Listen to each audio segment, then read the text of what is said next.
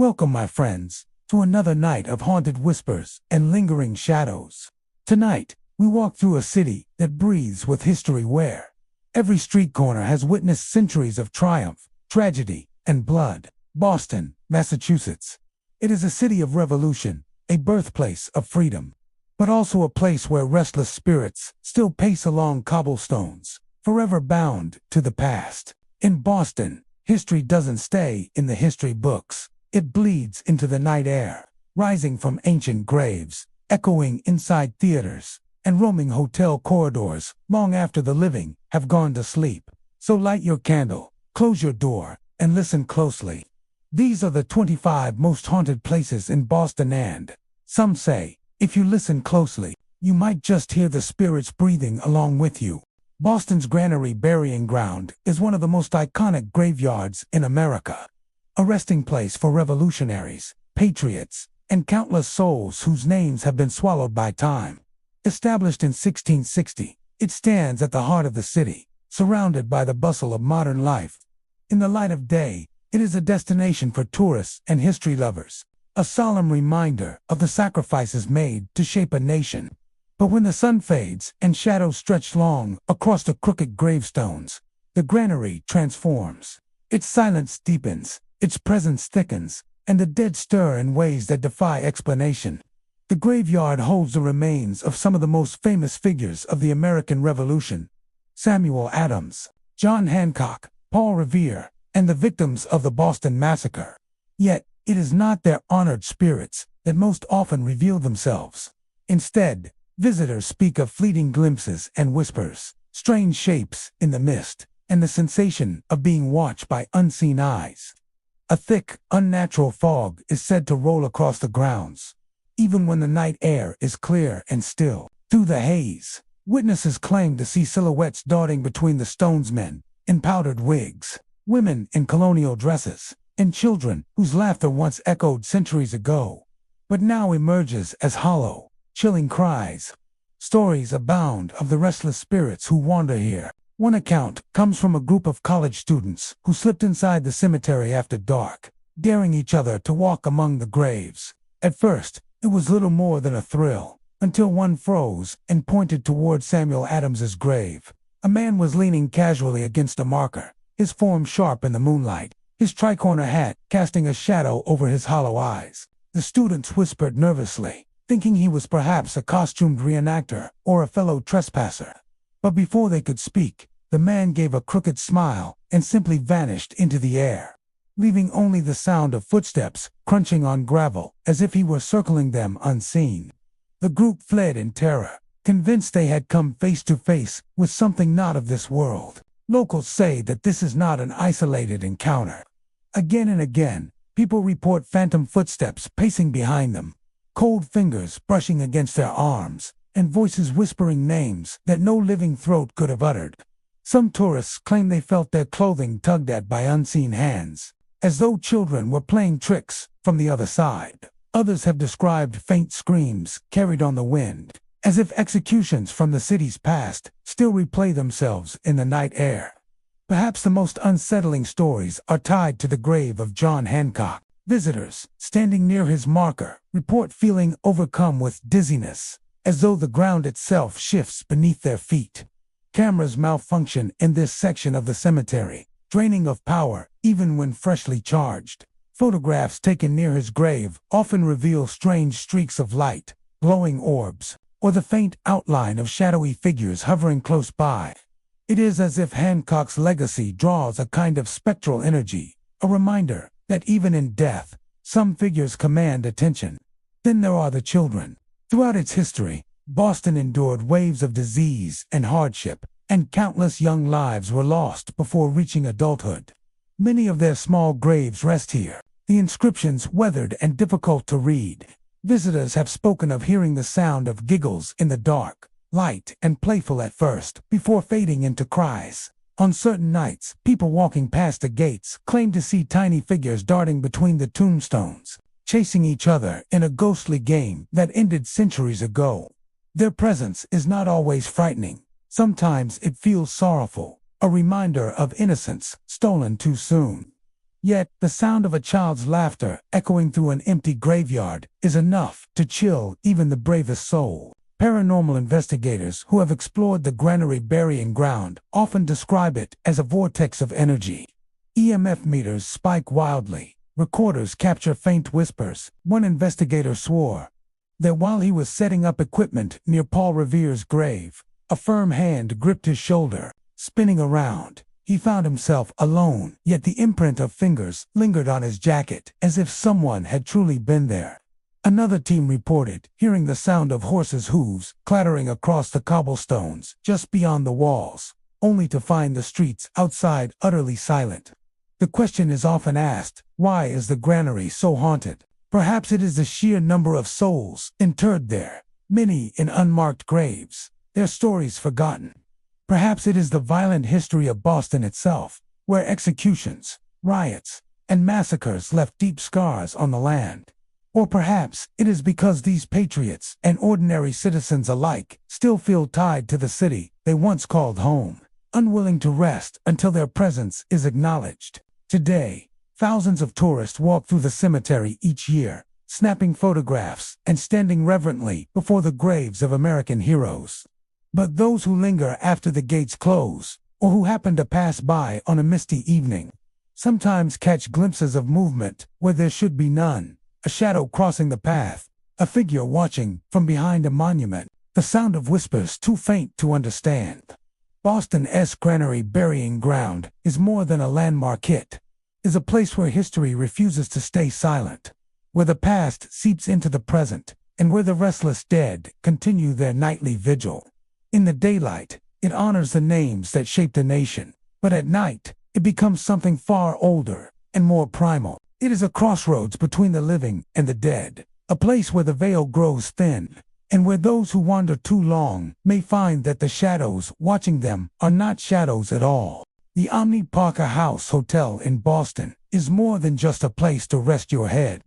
With its gilded history and long reputation for elegance, it has attracted presidents, authors, celebrities, and statesmen since it first opened its doors in 1855. Charles Dickens once performed public readings here. John F. Kennedy announced his candidacy for Congress in one of its ballrooms, and countless dignitaries have dined on its famous Parker House rolls. But beneath all the glamour, the hotel holds a far darker reputation. Guests and staff whisper of strange occurrences and ghostly presences that have earned it the title of Boston's most haunted hotel. The stories often begin in the corridors. Guests stepping out late at night to fetch ice or make a call report, hearing the sound of footsteps pacing steadily behind them. When they turn, no one is there. The sound resumes as soon as they start walking again, matching their pace. Others have heard laughter echoing faintly, as though a party were happening in some distant room. Though the floors around them are empty and dark, these are not isolated experiences. Ask almost any long-time employee, and they will tell you of the hotel's restless atmosphere. Once the crowds thin and the night deepens, the elevators, too, have become a source of unease. More than one guest has reported the peculiar behavior of the lift, stopping suddenly on the third floor. Even when no button has been pressed, the doors slide open as if someone is waiting to board. Of course, the hallway beyond is empty. A few guests, unnerved by the repeated stops, swear they've felt a presence step into the elevator with them. A sudden drop in temperature, as though an unseen passenger has joined the ride. One man described hearing the faint rustle of clothing, like the sweep of a heavy coat, right beside him, though the mirrored walls reflected nothing but his own terrified face. Room 303 holds perhaps the most infamous stories. Though the room has been renovated many times over the decades, whispers of its strange activity persist. The mirror inside has become a focal point of unsettling encounters. Guests standing before it late at night have caught glimpses of men in 19th century suits staring back figures who do not match their own reflection. Some vanish instantly, others linger long enough to shift slightly, as though adjusting a tie or leaning closer, before fading into nothingness. One guest, shaken beyond reason, claimed the man she saw reached toward her from inside the glass. his pale hand pressing against the surface with enough force to leave a faint mist of condensation behind. She checked out the following morning and refused ever to return. It is said that Harvey Parker himself, the founder of the hotel, continues to patrol the property. Known in life as a man obsessed with perfection and service, Parker may still be checking in on his guests in the afterlife. Numerous accounts describe a man fitting his appearance short, dressed in dark clothing, who appears in the hallways or even inside rooms. He is often described as watching quietly before disappearing without a sound. A startled guest once reported waking in the middle of the night to find a man standing at the foot of her bed. He said nothing, did nothing, only regarded her with a calm expression before fading into the shadows of the room. There are other spirits, too. Staff have spoken of hearing knocks on locked doors and voices calling out names in empty ballrooms. In the kitchens, some employees claim to hear laughter and clinking glasses, as though long-gone patrons still gather for lavish dinners. One cleaner, working alone after hours, swore she felt someone brush past her shoulder with enough force to spin her halfway around. When she looked, she was alone. The atmosphere of the hotel shifts depending on who you ask. Some say it feels heavy, as though the air itself carries centuries of memories. Others describe it as a place of strange comfort, where the spirits are not malevolent, but watchful, almost protective. Guests who encounter Harvey Parker's apparition often report a peculiar sense of calm, as though he is merely making sure their stay is satisfactory. Yet the unsettling stories far outweigh any comfort. The Omni Parker house's long legacy means it is steeped in history, and perhaps that is what fuels the haunted. Buildings that have witnessed so many lives and so many deaths often absorb the energy of those who pass through. With its age, its famous clientele, and its countless anonymous guests, the Parker House has become more than just a hotel. It is a resting place for the living and, it seems, for the dead. For visitors, the Parker House remains one of Boston's most celebrated hotels, a destination of refinement and history. But for those who wander its halls after midnight, it is something else entirely. The soft laughter in the distance, the elevator that opens to no one, the ghostly figures reflected in the glass Ds, are reminders that in Boston, history never truly dies. At the Parker House, it lingers in every corridor, every shadow, and every mirror that dares to reflect more than it should. King's Chapel, Burying Ground, founded in 1630, is the oldest cemetery in Boston. A patch of land steeped in history and shadows. The site predates the Revolution, predates even the grand ideals that shaped the city, and serves as the eternal home of Boston's earliest settlers. Its crooked gravestones lean at odd angles, their inscriptions worn by centuries of wind and rain. By day, it feels like a monument to the past, a solemn reminder of the fragility of life in the early colonies. But when the sun dips below the horizon and the noise of the city quiets, King's Chapel Burying Ground becomes something altogether different, a place where the past bleeds into the present, and where the dead are said to walk among the living. Visitors often describe an atmosphere that grows heavier as night falls. The air seems colder inside the iron gates, and the silence presses down like a weight. Those brave enough to linger after dark sometimes hear the crunch of footsteps on gravel when no one is near, or the faint scrape of stone against stone, as if one of the ancient slabs is shifting of its own accord. Tourists on ghost tours sometimes report the unsettling sensation of being watched, their eyes drawn to shadows that stretch and move in ways they shouldn't. The graveyard is old, but it is not empty. The most chilling figure spoken of here is the tall, gaunt man. Accounts of him go back decades, and his description is always the same: thin, to the point of appearing skeletal, clad in tattered clothes that hang loosely from his frame, and eyes that burn with an otherworldly fire. He has been seen gliding between the rows of leaning headstones, his long fingers brushing the stones as he passes. Witnesses say he never speaks, but his gaze is enough to unnerve the bravest soul, as though he carries with him the weight of every grave in the yard. The gaunt man is often spotted near the oldest sections of the cemetery, where the graves of Boston's founders lie. He moves slowly, as though searching for something or someone, Many believe he was once a gravedigger, cursed to walk eternally among the bodies he buried. Others say he may be the spirit of one of the first settlers, a man who died tragically and whose unrest has anchored him to the grounds for centuries. Whatever his origin, those who encounter him rarely linger long enough to find out. The figure is notorious for vanishing just as suddenly as he appears, slipping behind a crypt or disappearing into the mist that sometimes rises from the earth. One chilling account tells of a couple who cut through the cemetery late at night, hoping for a shortcut back to their hotel. As they walked between the stones, they noticed a tall man ahead of them, standing perfectly still. Thinking he was just another tourist, they called out, but the man turned slowly to face them. His eyes glowed faintly in the dim light, and his face seemed stretched and hollow. The couple froze in fear as he began to walk toward them, each step deliberate and echoing unnaturally loud. Before he reached them, he vanished behind a crypt. The couple rushed to the spot, but the pathway was empty. To this day, they refuse to set foot near King's Chapel after dark. Beyond the gaunt man, there are other tales tied to this ancient cemetery. Some visitors speak of faint voices drifting through the yard, whispers carried on the wind that seem to call names. Others describe sudden cold spots, even in the height of summer, or the smell of freshly turned earth rising from the ground with no visible cause.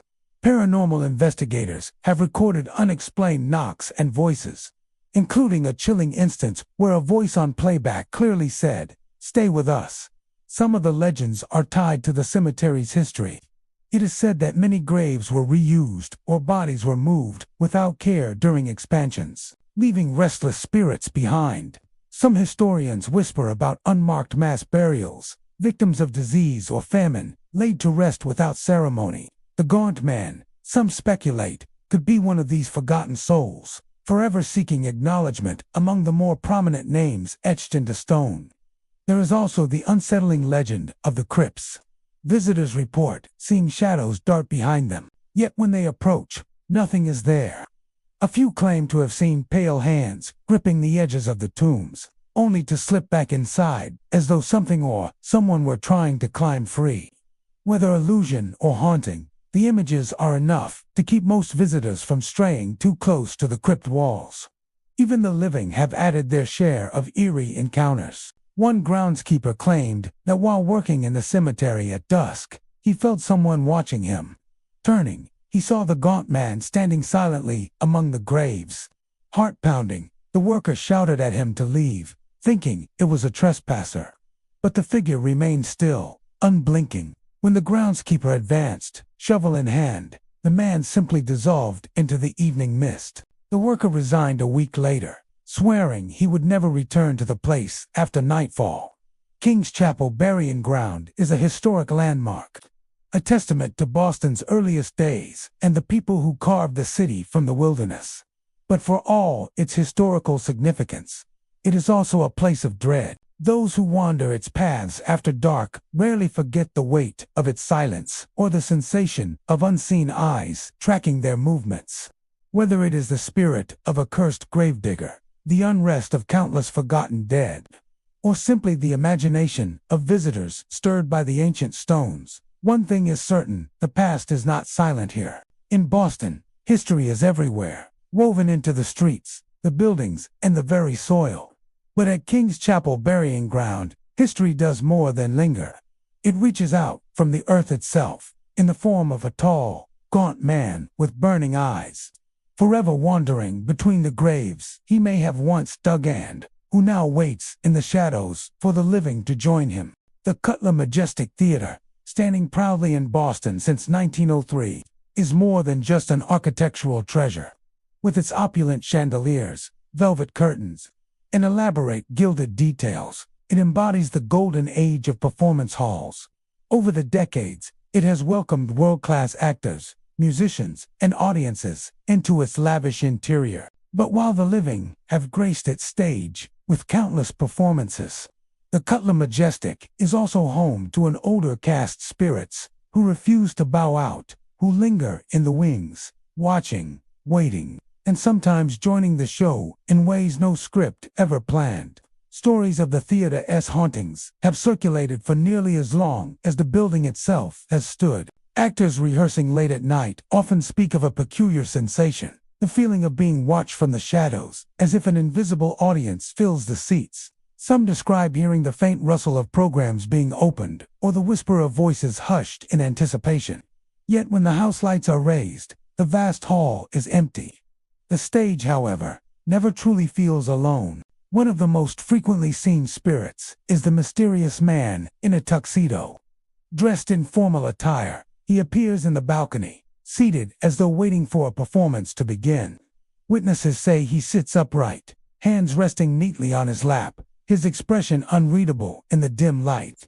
He is most often spotted during rehearsals, silently observing as actors deliver their lines. Occasionally, those on stage report hearing the sound of applause echoing through the theater. Soft at first, then swelling briefly, though no living hands are clapping. Some insist the tuxedoed man is a former patron, perhaps someone who loved the theater so much in life that he returned in death to see the curtain rise again and again. Actors tell of another presence, this one lingering backstage. A shadowy figure has been seen darting between curtains, vanishing the moment someone follows. Costumes have been found disturbed, props moved, and faint footsteps echo in empty corridors long after the crew has left.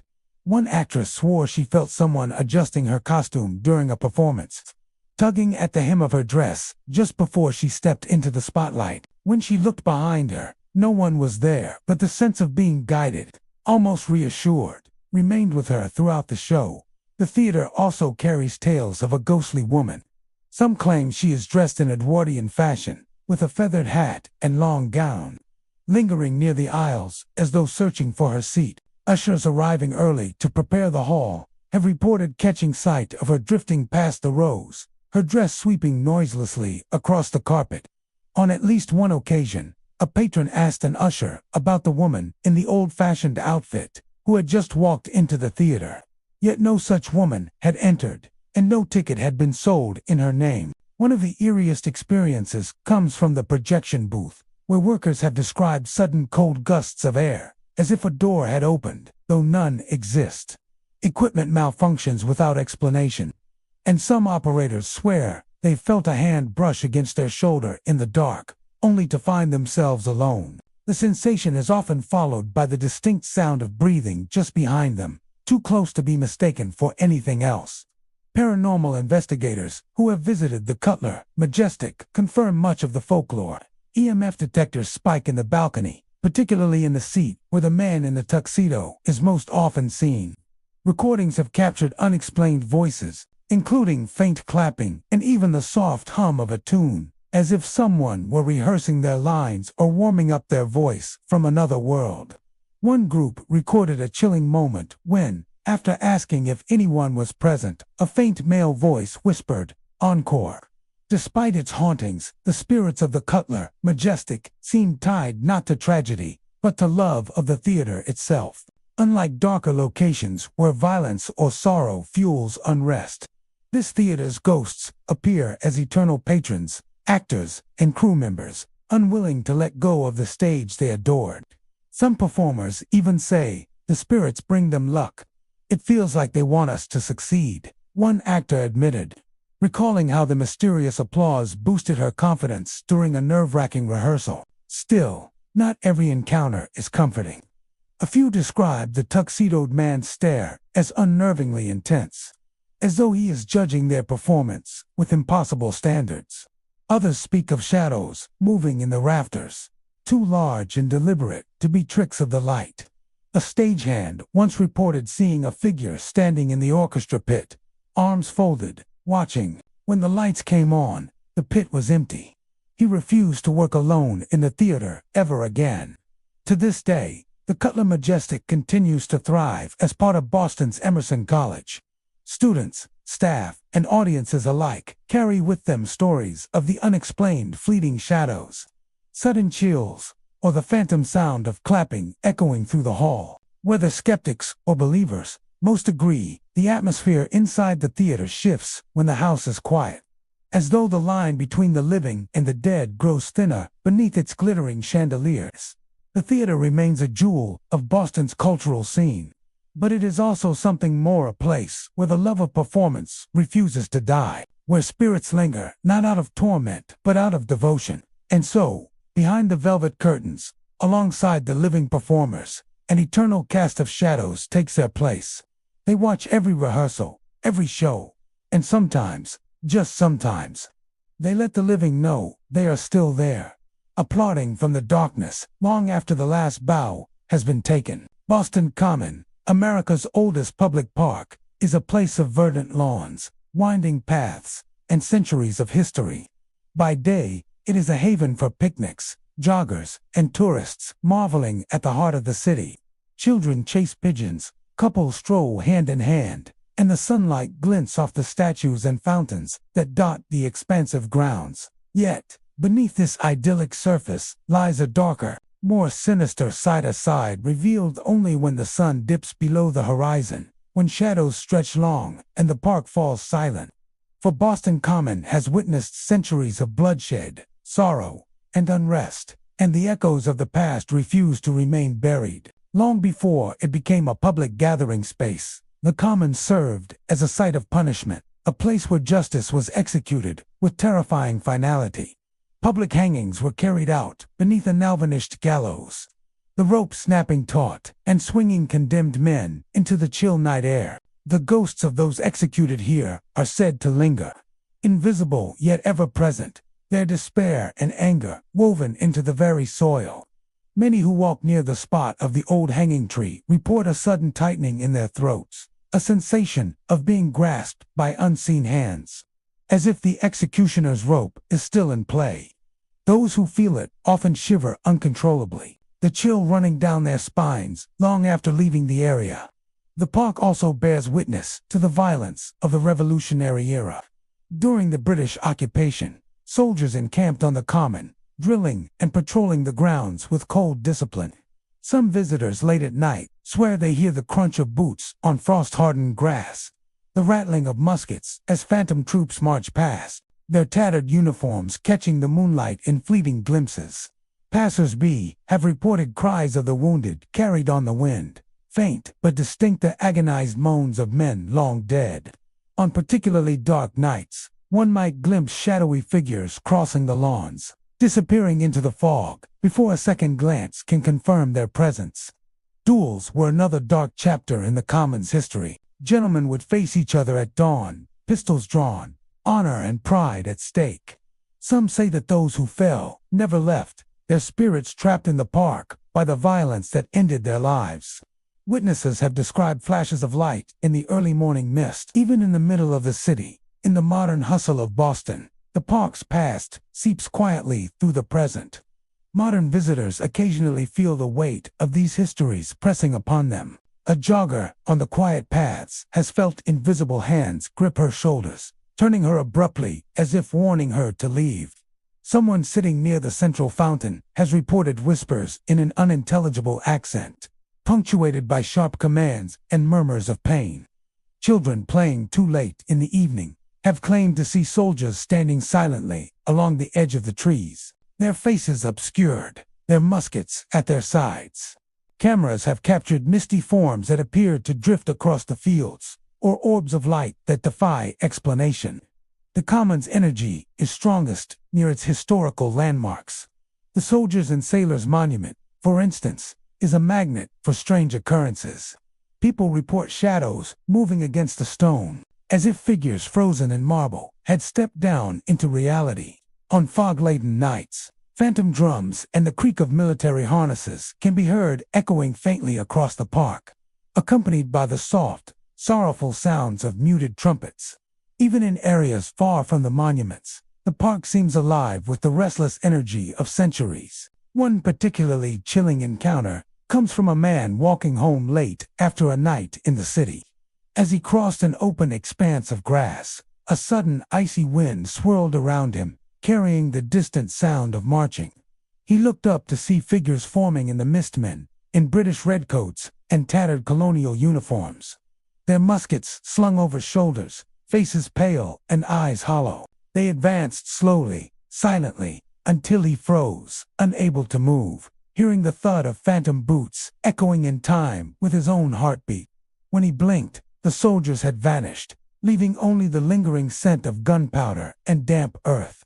Even the trees of the common are said to hold echoes of the past, their roots entwined with the remains of countless individuals. And in the dark, the wind through their branches carries whispers of agony and regret.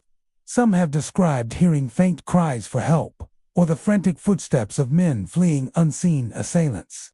Others have seen lights flickering in the branches, apparitions of long-dead dueling participants or soldiers keeping watch over the park.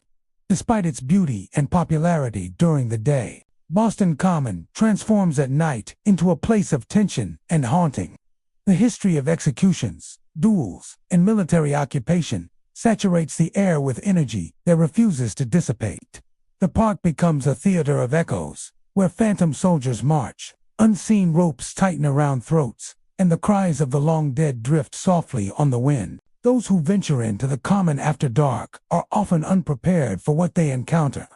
Some sense presences brushing past them in the shadows. Others feel inexplicable pressure on their chests, as though the very weight of history presses down upon them.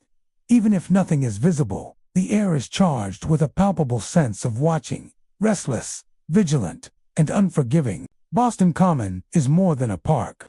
It is a living monument to the city's past, a crossroads where centuries of tragedy, violence, and heroism intersect. By day, it charms and entertains. By night, it reminds visitors that the past is never truly gone, that echoes of the dead linger, and that the park's beauty masks a legacy of restless souls still wandering its grounds, their footsteps marching eternally across the grass. On the outer edge of Boston Harbor, George's Island rises from the water, its rocky shores lapped by cold, restless waves. Atop the island sit the weathered remnants of Fort Warren, a Civil War era fortress built to guard the harbor and imprison Confederate prisoners. By day, the fort draws history enthusiasts and tourists eager to explore its thick stone walls, cannon emplacements, and winding tunnels. But when night falls and the island grows quiet, Fort Warren is said to reveal a far darker side. Its stones carry the weight of tragedy, its halls echo with sorrow, and the spirits of the past wander where the living dare not linger. The most infamous presence here is known as the Lady in Black, a spectral figure whose story has been passed down for generations. According to legend, she was the devoted wife of a Confederate prisoner held within the fort. Determined to free her husband, she disguised herself in men's clothing and sneaked onto the island under the cover of night. Her mission, however, ended in disaster. In the chaos of her escape attempt, her pistol misfired, killing the very man she had come to save. The Union soldiers captured her, and she was swiftly executed on the gallows. Her final request was to be buried in the black cloak she had worn during her daring and ill-fated mission. Even in death, her sorrow and devotion refused to rest. Visitors and island staff alike have reported encountering a figure dressed in black wandering the fort's abandoned corridors. Some describe her as gliding silently along the stone walls, her cloak trailing behind her, as though caught in an unseen breeze. Others have seen her standing on the edge of the ramparts, gazing mournfully out at the harbor, her face pale and eyes filled with anguish. Those who have dared to approach often feel an intense chill, a sudden drop in temperature as though her presence draws the warmth from the air itself. One common report involves the sound of weeping and soft footsteps echoing through the fort's casemates and abandoned barracks. Tourists walking the darkened hallways at dusk sometimes hear the faint click of a heel or the rustle of fabric, even when no one else is in sight. A few have claimed that if you call out to her, she appears momentarily at the end of the corridor, her black cloak shifting with movement that seems impossible without wind. Then, just as suddenly, she vanishes, leaving only the lingering chill of her presence and the echo of her sorrowful lament. The fort itself seems to respond to the Lady in Black's presence. Tour guides have reported equipment malfunctioning inexplicably near the areas she is most often sighted, and cameras occasionally capture a faint, shadowy figure that cannot be explained by light or reflection.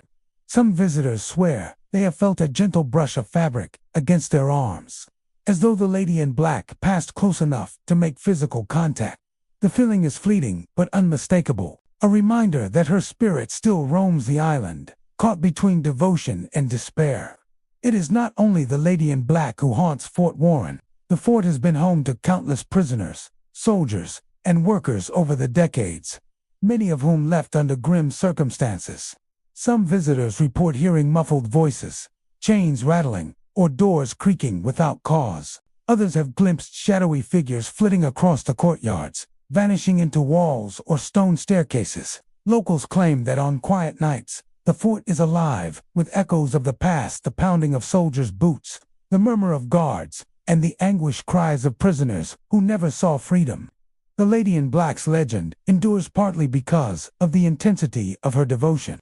She is often seen near the gallows or the sections of the fort associated with confinement, as though retracing the path that led to her tragic fate. Some say that those who witness her feel a deep, almost overwhelming sorrow, a sense of grief so strong it presses upon the chest. Others claim she sometimes appears near the water, staring across Boston Harbor, as if searching for something or someone lost to time. There are accounts from staff of boats ferrying tourists to the island late in the evening. As the ferry approaches, some passengers have reported seeing a figure standing at the top of the fort walls, dressed in black, gazing toward the city skyline. Those familiar with the stories often realize at once that they are looking at the Lady in Black, though by the time the ferry docks, the figure has disappeared. Some say she appears when storms roll in, the wind whipping her cloak around her, adding a dramatic and eerie flair to her haunting presence. Paranormal investigators have documented the fort extensively, recording unexplained noises, sudden drops in temperature, and visual anomalies on cameras, especially near the locations associated with her story. While some dismiss these as natural phenomena, shifting wind currents, echoes through stone corridors, the sheer number of consistent reports over decades suggests something far more enduring. Even in daylight, visitors report a weight or heaviness in the air near the Lady in Black's favorite haunts. Guides caution that some paths feel colder or quieter than others, and those who stray too far from the main walkways sometimes experience a strange disorientation, as if the fort itself is bending reality in the presence of its ghostly residents. Fort Warren is more than a relic of military history. It is a monument to love, tragedy, and the restless energy of souls unwilling to leave. The Lady in Black remains its most poignant and haunting presence. Her tale is one of devotion turned to despair, a reminder that the events of the past leave imprints on the world long after the living have gone. To this day, whether by the flicker of candlelight in the old casemates or the cold gusts of wind rolling across the ramparts, the Lady in Black continues her eternal vigil. Visitors to Fort Warren often leave with stories of her spectral figure, the sound of phantom footsteps, or the lingering chill of her sorrow. A ghost forever tied to the island, forever mourning a love lost to tragedy and time. Cope's Hill, burying ground, perched above the north end of Boston, has been a silent witness to the city's history since 1659.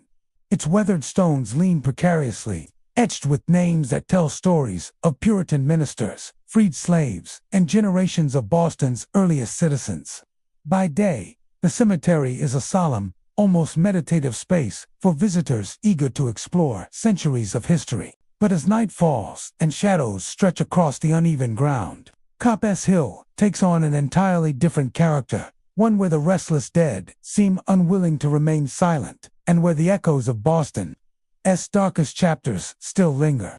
Over 10,000 souls are interred within Cope's Hill, and among them, some are far more vocal than others. Stories passed down through the decades speak of figures glimpsed moving between the tombstones, strange mists rising unbidden from the ground, and a suffocating atmosphere that descends upon those who linger too long.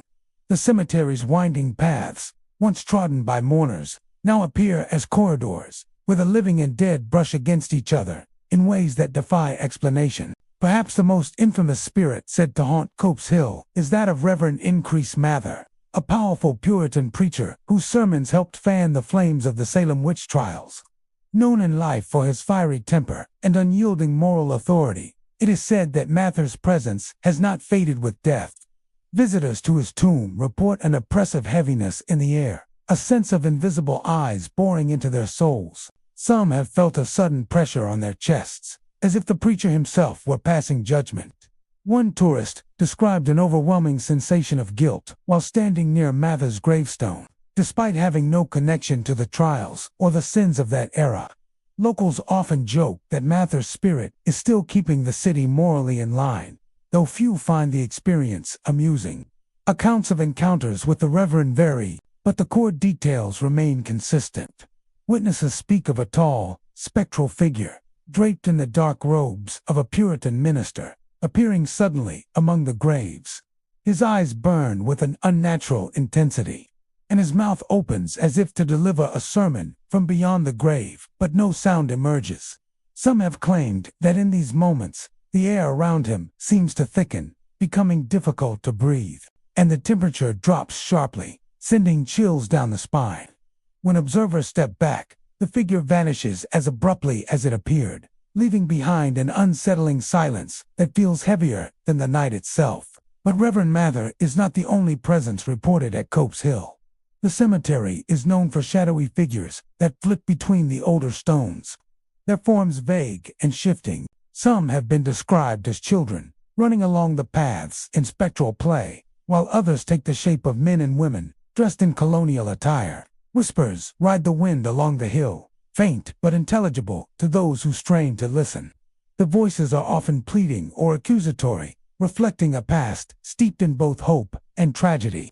Many visitors have noted strange mists that appear suddenly among the graves. Even on clear, still nights, fog seems to roll in from nowhere, curling around tombstones and obscuring paths.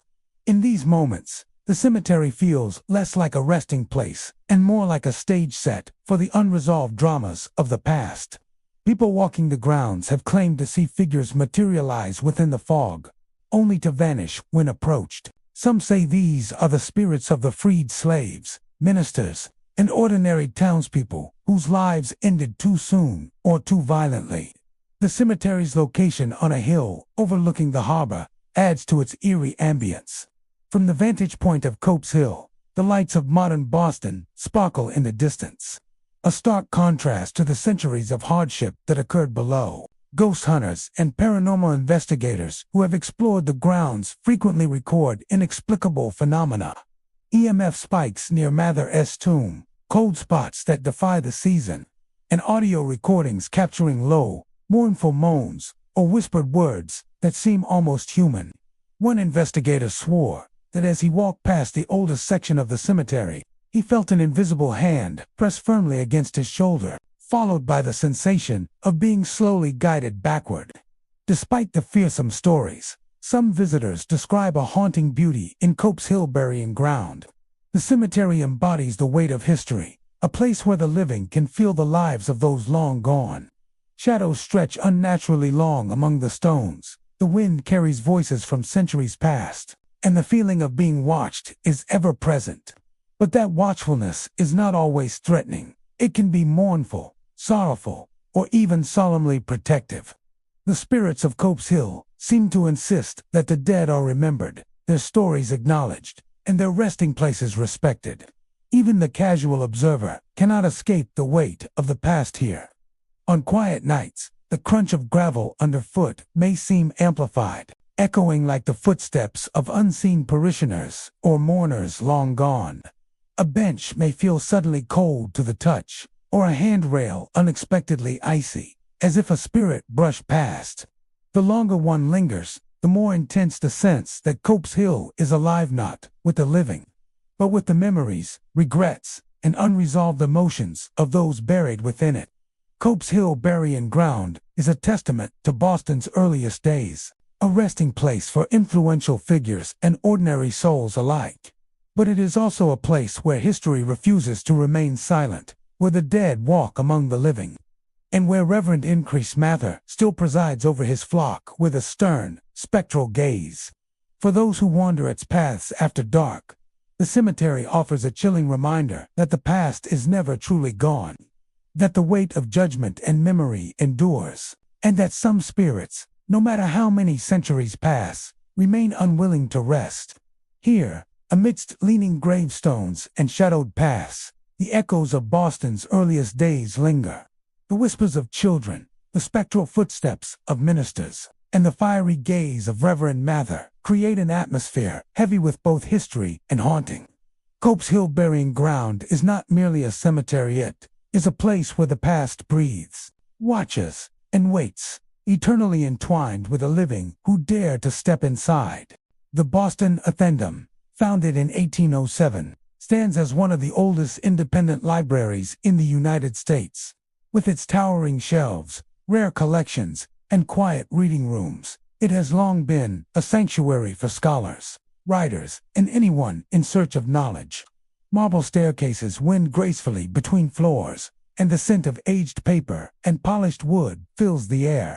Yet beneath this veneer of erudition and calm lies a far darker Lagosha presence that whispers through the stacks, a reminder that knowledge and history are not always peaceful. The library's collections are renowned, housing rare manuscripts, ancient texts, and first editions that scholars would give anything to study. But among these treasures is one item that carries a particularly macabre history. A book bound in the skin of George Parkman, a wealthy Bostonian who was brutally murdered in 1849. Parkman's death shocked the city, and his body was discovered in the laboratory of Dr. John Webster, a professor at Harvard Medical College. The crime was sensational, capturing the public's morbid fascination. Over time, part of Parkman's skin was preserved and bound into a medical book, an eerie relic that remains among the Athenaeums, holding a grim reminder of mortality, crime, and the dark side of human obsession. It is no surprise, then, that some believe Parkman himself has returned to haunt the library. Patrons often report hearing footsteps echoing along the upper floors when the building is completely empty. The sounds are deliberate and steady, the pace of a man walking with purpose, yet no one is visible. Those who have tried to follow the noise often find themselves drawn back to the main stacks, where the air feels heavier and colder than the rest of the building. Some describe the sensation as though they are being watched, their presence noted by eyes that cannot be seen. Librarians, to have shared chilling accounts of encounters with a figure dressed in a dark suit, appearing briefly among the shelves before vanishing without a trace. Some have seen him standing near Parkman's macabre book, motionless and silent, as if guarding the pages or awaiting a visitor who will never come. Attempts to approach the figure often result in a sudden disappearance, leaving behind only the lingering scent of dust, leather, and something faintly metallic like blood long dried. One of the eeriest experiences occurred when a scholar stayed late to study a rare volume on medical anatomy. As he climbed the winding staircase to the second floor, he felt a cold draft behind him. When he turned, he saw a man in a dark coat standing at the end of the aisle, partially obscured by the shelves. His face was pale and expressionless, but his eyes seemed to bore into the scholar's very thoughts. Terrified, the man froze, and in that instant, the figure vanished, leaving only the oppressive silence of the library and the faint echo of footsteps retreating into the shadows. Other visitors have reported faint whispers drifting between the stacks, voices that seem to call names or speak in urgent tones, though the words are nearly impossible to understand. Some describe objects moving subtly, books shifting as if someone had been scanning the shelves, a chair nudged slightly away from a reading desk, or the gentle creak of floorboards in a space that should be deserted. The activity is never violent, but it is persistent enough to unsettle even those who are skeptical of ghosts. The Parkman connection lends an especially grim tone to the hauntings. Some believe that his spirit is bound to the library by the horrifying circumstances of his death and the unusual treatment of his remains. Unlike other hauntings that may be tied to unfinished business or sorrow, Parkman's presence feels almost obsessive, tethered to the very pages that contain fragments of his body, lingering near the shelves where knowledge, death, and memory intersect. Paranormal investigators who have visited the Boston Athenaeum have recorded unexplained phenomena, temperature drops, EMF spikes, and fleeting apparitions captured on camera in the upper floors. Audio equipment has occasionally picked up faint footsteps or whispers. During periods when no one else is present, some of these investigators suggest that the spirit of Parkman is not necessarily malicious, but deeply unsettled, forced to wander near the shelves that now contain a part of his very being. Others caution that the library itself is an old, complex structure, and the combination of its age, architectural quirks, and human history may create a natural stage for paranormal activity, yet few deny the intensity of the encounters. Patrons who spend long hours in the library often report a palpable sense of being observed, especially in the rare bookrooms and the stacks on the upper floors. This sensation is strongest near the shelves housing Parkman's bound skin book, which seems to act as a focal point for the lingering spirit. Some scholars have even claimed that during late-night study sessions, they feel a hand on their shoulder or a presence moving just behind them, never seen directly, but undeniably there. The Boston Athenaeum is a temple of knowledge, yet its walls also hold the shadows of Boston's darker past. The combination of scholarly pursuit and human tragedy makes the building a place where the living brush uncomfortably close with the dead.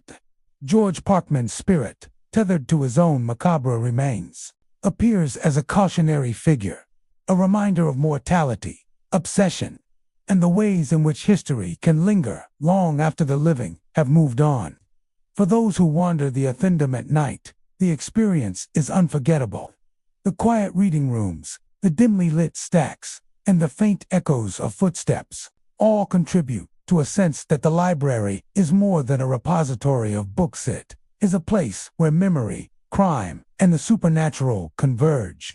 The man in the dark suit, pacing silently among the shelves, ensures that the shadow of George Parkman remains ever present.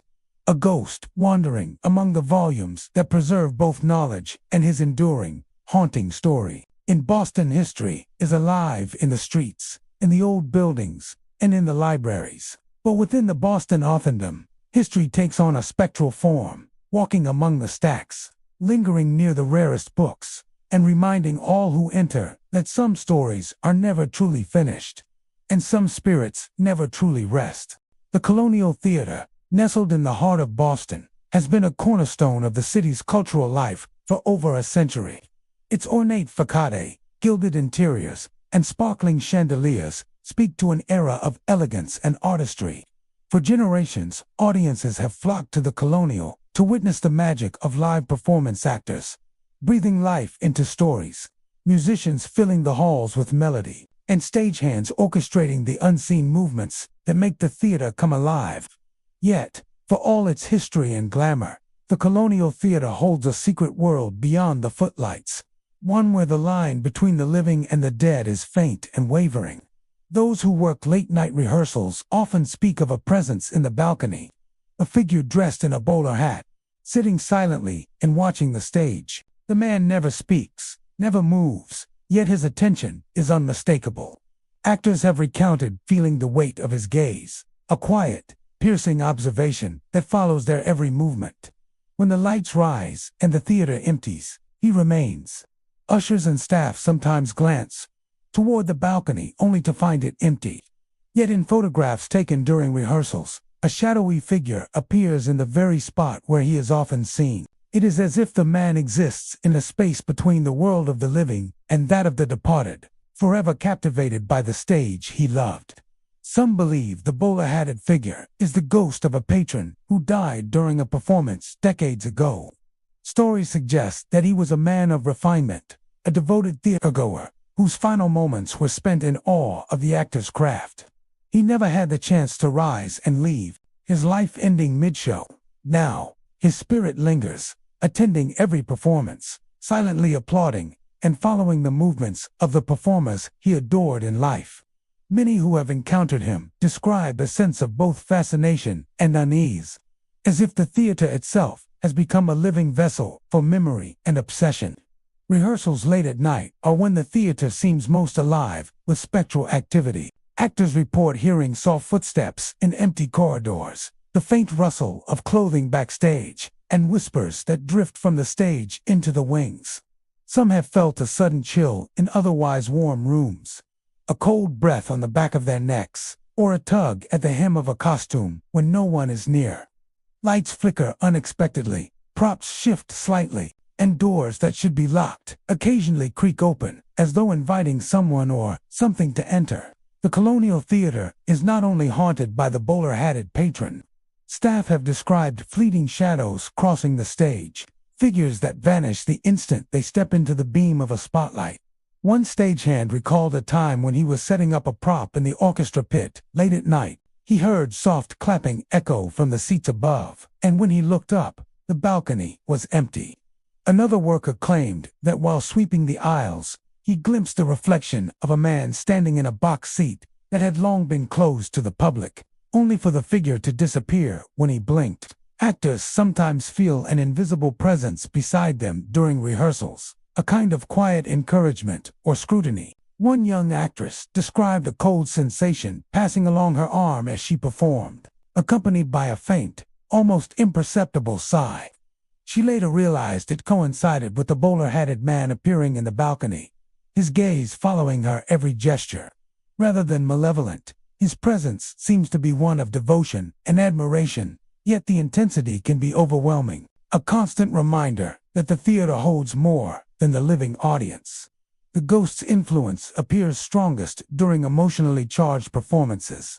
Emotional climaxes, dramatic monologues, or powerful musical numbers sometimes coincide with sudden drops in temperature or subtle disturbances in the set. Sound technicians have reported hearing applause or laughter echo through empty sections of the theater, as if the spectral patron is enjoying the show in ways no living guest can. Some performers admit that the awareness of this presence heightens their own performance, though it can also be unnerving. The feeling of being watched by a phantom connoisseur who has been attending the theater for decades. Paranormal investigators have occasionally visited the Colonial Theater, noting EMF fluctuations, cold spots, and faint apparitions in the balcony. Cameras often capture fleeting images of a shadowy figure, and audio recordings have picked up whispers, sighs, and soft clapping when no one is present. Some investigators suggest that the bowler-hatted man is a spirit tethered to the theater by love and obsession, a reminder of the enduring power of art and the human desire to witness it. The theater itself seems to remember the presence of this unseen patron. Doors creak open without wind, curtains shift slightly even when all stagehands are absent, and the air sometimes carries the scent of cigar smoke or polished wood, reminiscent of an earlier era. Many performers and staff describe a tangible energy in the theater, a sense that history and memory are alive, and that the stage is a conduit for something beyond ordinary experience. Despite the ghostly activity, the Colonial Theater continues to thrive as a vibrant cultural landmark. Actors, technicians, and audiences alike contribute to the living history of the building, unaware that each performance is being silently observed by a spectral attendee. For those who have seen him, the man in the bowler hat, the experience is unforgettable. His presence is a blend of reverence, fascination, and sorrow, a lingering testament to a life cut short yet eternally bound to the stage. The Colonial Theater is more than a performance venue. It is a living monument to the power of art, memory, and devotion. Within its gilded walls, ghostly performers and silent patrons coexist with the living, blurring the lines between the present and the past. The bowler-hatted man in the balcony remains a constant presence, forever captivated by the theater, silently watching and ensuring that, even in death, the love for performance endures. Here, behind the velvet curtains and beneath the glittering chandelier, the Colonial Theater tells stories both on stage and off. Its stage alive with the echoes of those who have long since departed. The performers may leave at the end of the night, but the ghost in the balcony remains, forever captivated, forever watching, a silent witness to every performance that unfolds beneath him. The Union Oyster House, nestled along Boston's historic waterfront, is more than just a restaurant. It is a living relic of the city's past. Established in the early 1800s, it has witnessed centuries of American history. hosting everyone from sailors and merchants to presidents and renowned statesmen. Its creaking floors, low ceilings, and dark wooden beams carry the patina of countless meals and countless conversations. But beneath the aroma of fresh seafood and the clatter of cutlery lies a secret. Not all of the Oyster House's patrons are alive.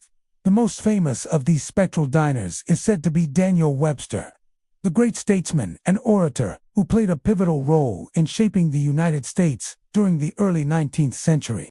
Legends claim that Webster was a regular at the Oyster House during his lifetime, often seen seated at the bar, enjoying oysters and brandy while engaged in animated conversation with friends and fellow politicians. Even long after his death in 1852, his presence is said to linger, drawn to the place he loved, forever taking a seat among the living. Employees of the Union Oyster House frequently report encounters with the distinguished gentleman. Some describe seeing a figure in a dark suit with a stately posture and unmistakable presence, seated at the bar. His chair sometimes rocks slightly, as if adjusting to his invisible weight, and the glasses in front of him occasionally rattle without explanation. Waitstaff have recounted moments when they turned to take an order, only to find the bar empty but with the unmistakable feeling that someone had just been there. Patrons nearby sometimes sense a shift in the air, a subtle chill, or the fleeting scent of brandy and tobacco, though no one is smoking. One particularly chilling tale comes from a bartender who worked late on a quiet evening. As he polished glasses, he noticed a man sitting at the end of the bar, dressed in 19th century attire, quietly sipping from a glass of brandy. Thinking it was an unusually early customer, he approached to take an order, only for the man to vanish before his eyes. The glass remained, still warm, as if it had just been held, and the bartender swore he could feel the weight of 1,000 conversations lingering in the air, echoing from the centuries-old wood and stone of the Oyster House.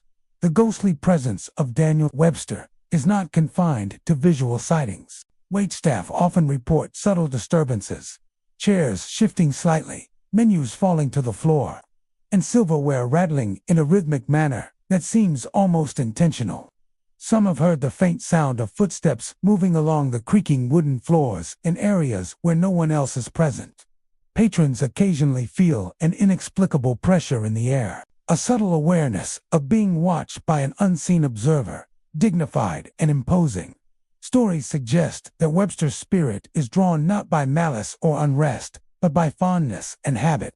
He is said to enjoy revisiting the Oyster House as he did in life, taking pleasure in the same routines, the same pleasures, and the same environment. While his appearances can startle, they rarely instill true fear. Instead, many consider his presence a testament to the enduring power of memory, habit, and attachment. His love for a place, a meal, and the quiet camaraderie of fellow diners so strong that it transcended death.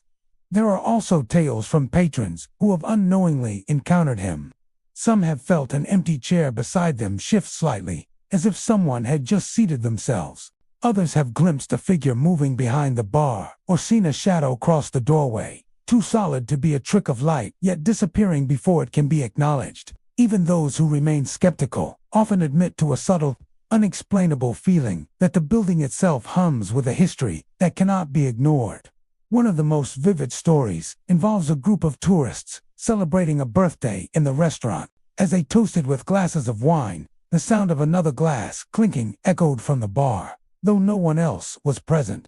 They turned, half expecting to see another patron, and caught a fleeting glimpse of a tall man in a black coat and top hat, standing behind the bar for only a moment before fading into the shadows. The group later learned about Daniel Webster as frequent visits to the Oyster House and were convinced they had seen the statesman himself. Paranormal enthusiasts and investigators have explored the Union Oyster House extensively, documenting the unexplained phenomena.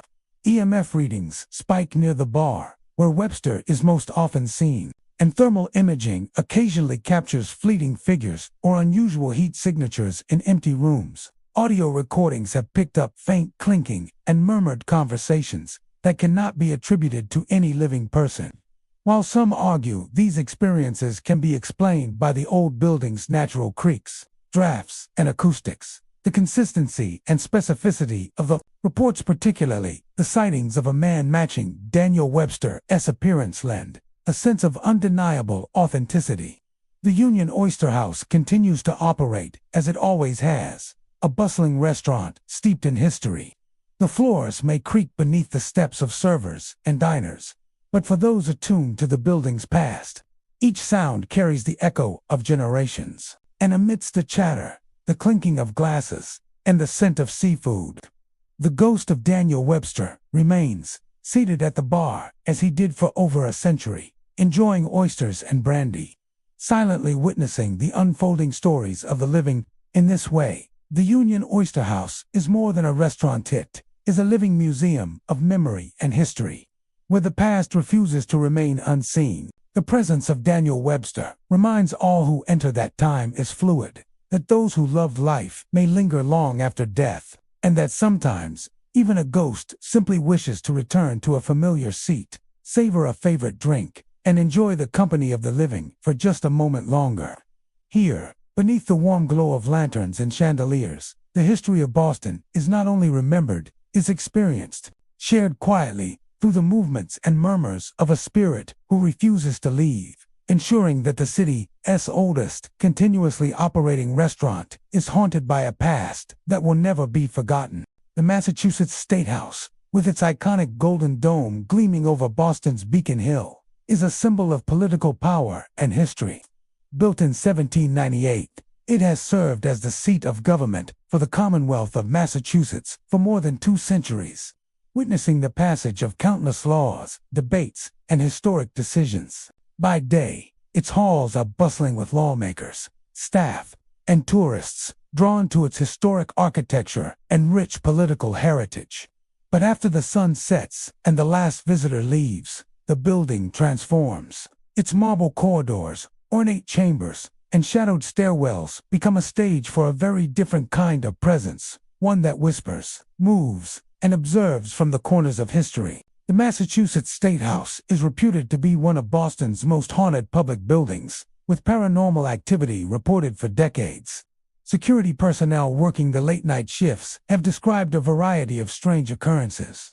Footsteps echo across empty corridors, doors slam without cause, and stacks of papers sometimes scatter, as though an invisible hand has moved through the room. The sounds are often subtle, at first a whisper, a creak, but they quickly escalate to something undeniable, something that cannot be attributed to the building's natural settling or old plumbing. The most famous ghost said to haunt the State House is Governor William Phips, a colonial-era leader who played a pivotal role in Massachusetts history during the late 17th century. Phips, who served as governor from 1692 to 1694, was instrumental in navigating the colony through the aftermath of the Salem witch trials.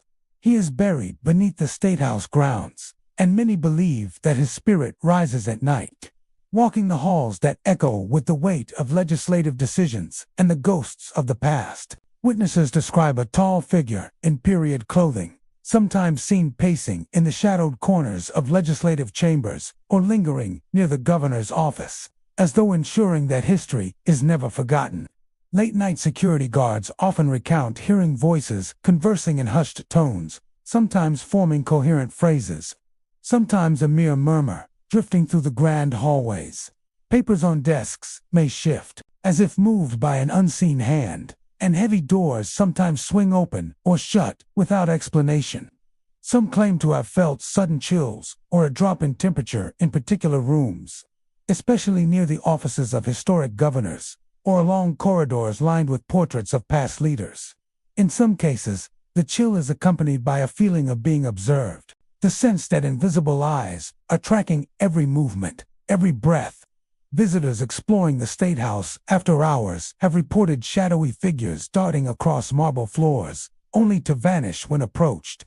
One security guard described patrolling the house late one winter night when he saw a figure in 17th century attire glide past the grand staircase. The guard followed quickly, calling out, but the figure had vanished into thin air, leaving only a lingering sense of purpose and unease. On another occasion, papers on a long conference table were found scattered across the floor.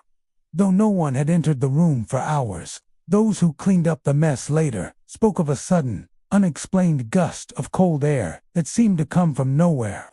The phenomenon is not limited to the lower halls or offices. Some reports come from the dome itself, where tourists and staff occasionally glimpse shadowed figures moving across the golden interior framework, or hear footsteps above them despite no one being present.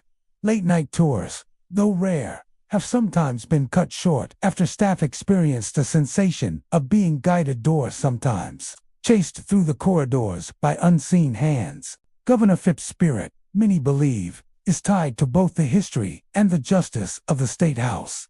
As a figure involved in the colony's most notorious events, his presence may be a reminder of the weight of political decision-making and the lingering consequences of leadership. Unlike ghosts that wander aimlessly, his steps measured, his gaze fixed on matters long concluded yet eternally unresolved in the spiritual realm. Witnesses describe a sense of judgment in the air when near him, an almost moral weight pressing down on those present, compelling reflection on the choices made within the hallowed halls. Other supernatural occurrences include doors that slam unexpectedly during quiet nights, lights flickering in unoccupied offices, and the soft rustle of fabric along corridors. Security cameras occasionally capture unexplained shadows, flitting across empty chambers or brief glimpses of figures moving just beyond the frame. While some incidents can be explained by drafts or electrical issues, the patterns are consistent, appearing in the same rooms over time and coinciding with reported sightings of Governor Phipps and other spirits. Despite these hauntings, the Massachusetts State House remains a functioning government building, its daily operations continuing as usual. Yet for those who work or visit after hours, the atmosphere is markedly different. The marble floors, polished wood, and ornate ceilings carry not just the history of legislation, but the weight of centuries of human presence, of triumphs and tragedies, and of lingering spirits who refuse to remain buried beneath the weight of time. The building serves as a reminder that history is not only recorded in books and archives, but also embedded in the very walls and floors, where events unfolded. In the State House, past and present coexist in ways both subtle and startling. Governor William Phipps's ghost, along with the other unseen presences, ensures that the legacy of Massachusetts' political past is not merely remembered, it is experienced. As the Golden Dome reflects the light of the setting sun, the State House appears serene and commanding.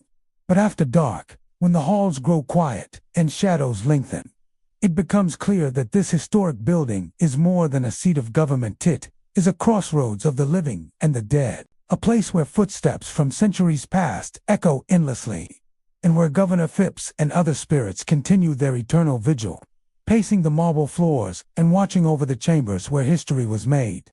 Fenway Park, with its iconic green monster looming over left field and the scent of peanuts and hot dogs in the air, is one of baseball's most beloved landmarks.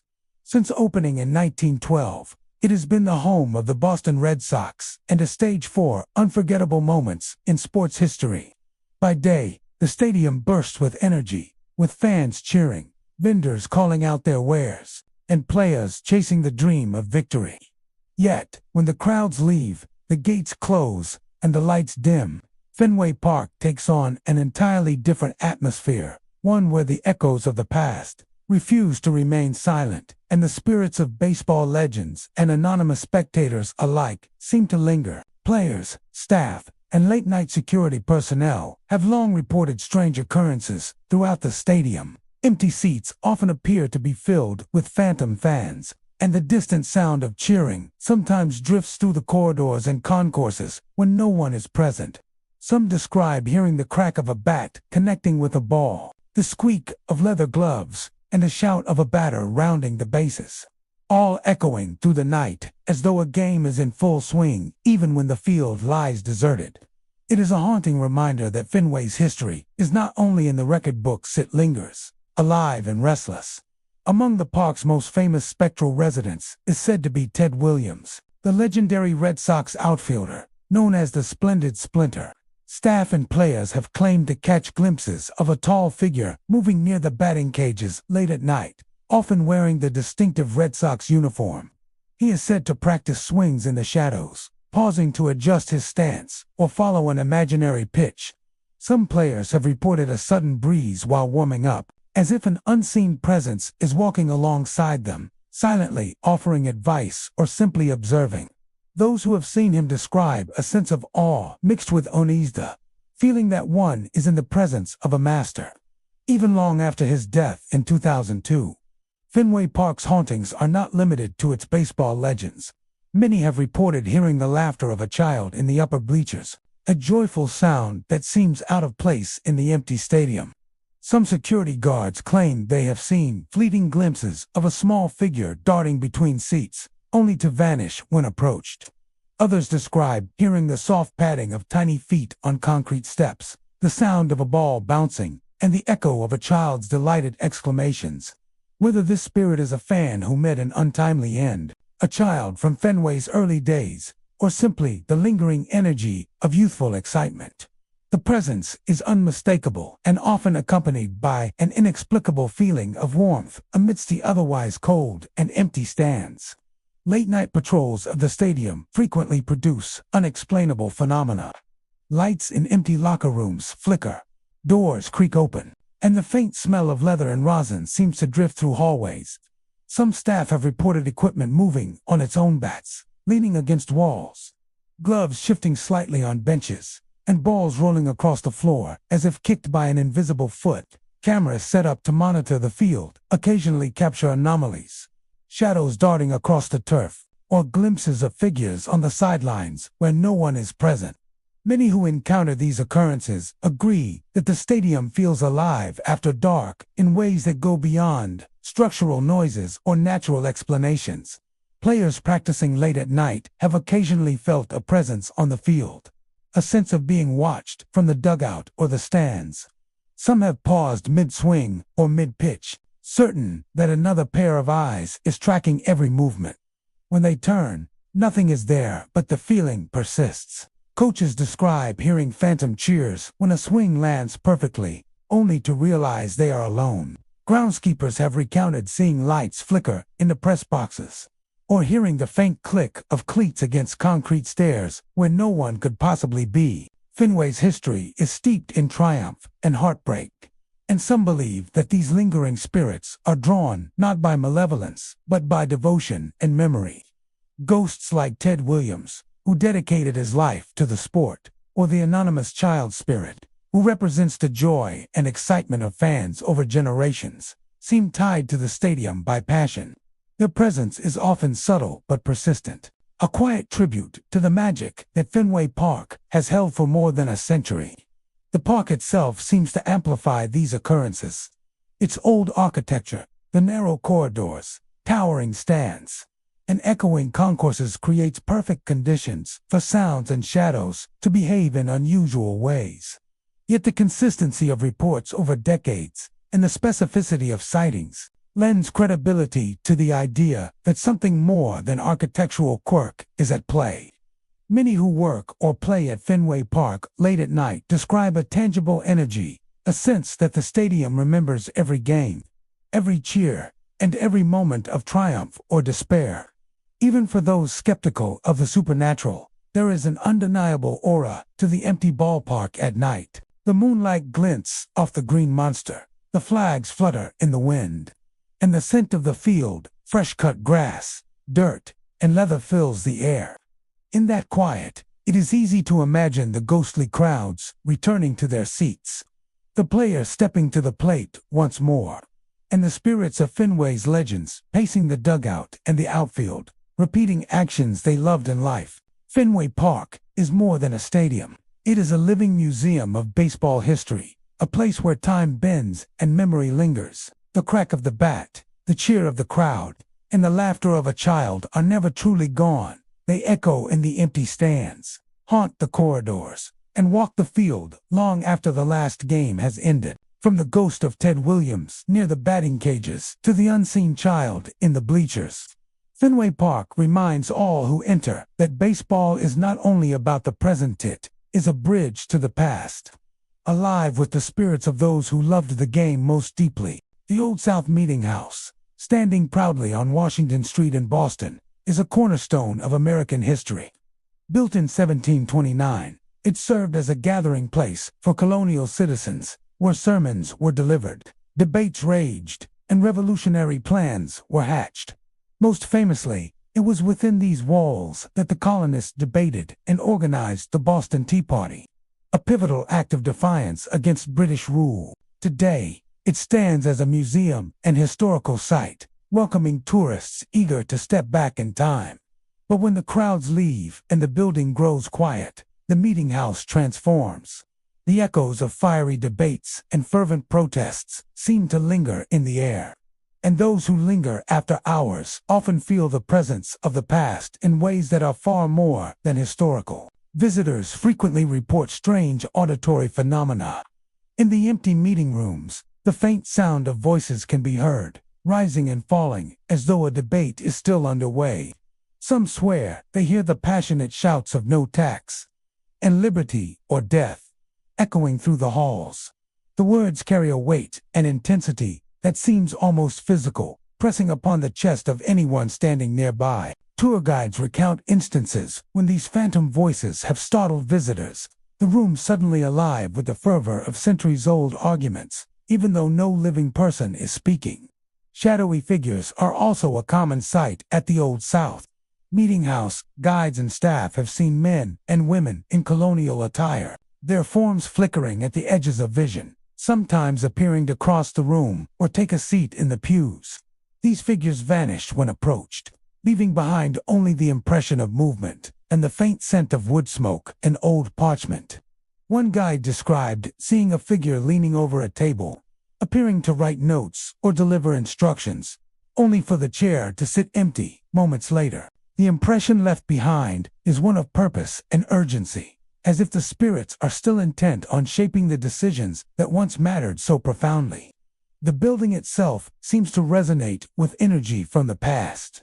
Wooden beams creak as though groaning under the weight of history, and the floors sometimes echo with the sound of footsteps long gone. Some visitors have reported a chilling drop in temperature in certain corners of the hall, accompanied by a sensation of being observed. The atmosphere is heavy with a kind of charged expectation, as though the events that transpired here are not just memories, but enduring presences, replaying endlessly for anyone sensitive enough to notice. One particularly vivid story comes from a night tour led by a longtime guide. As the group stood in the central meeting room, a sudden chorus of raised voices erupted around them, a cacophony of colonial argument and protest. The air seemed to vibrate with intensity, and the visitors instinctively froze, feeling as though they had been transported back to 1773. When the voices faded, the room was silent again, the echoes lingering only in the minds of those who had witnessed them.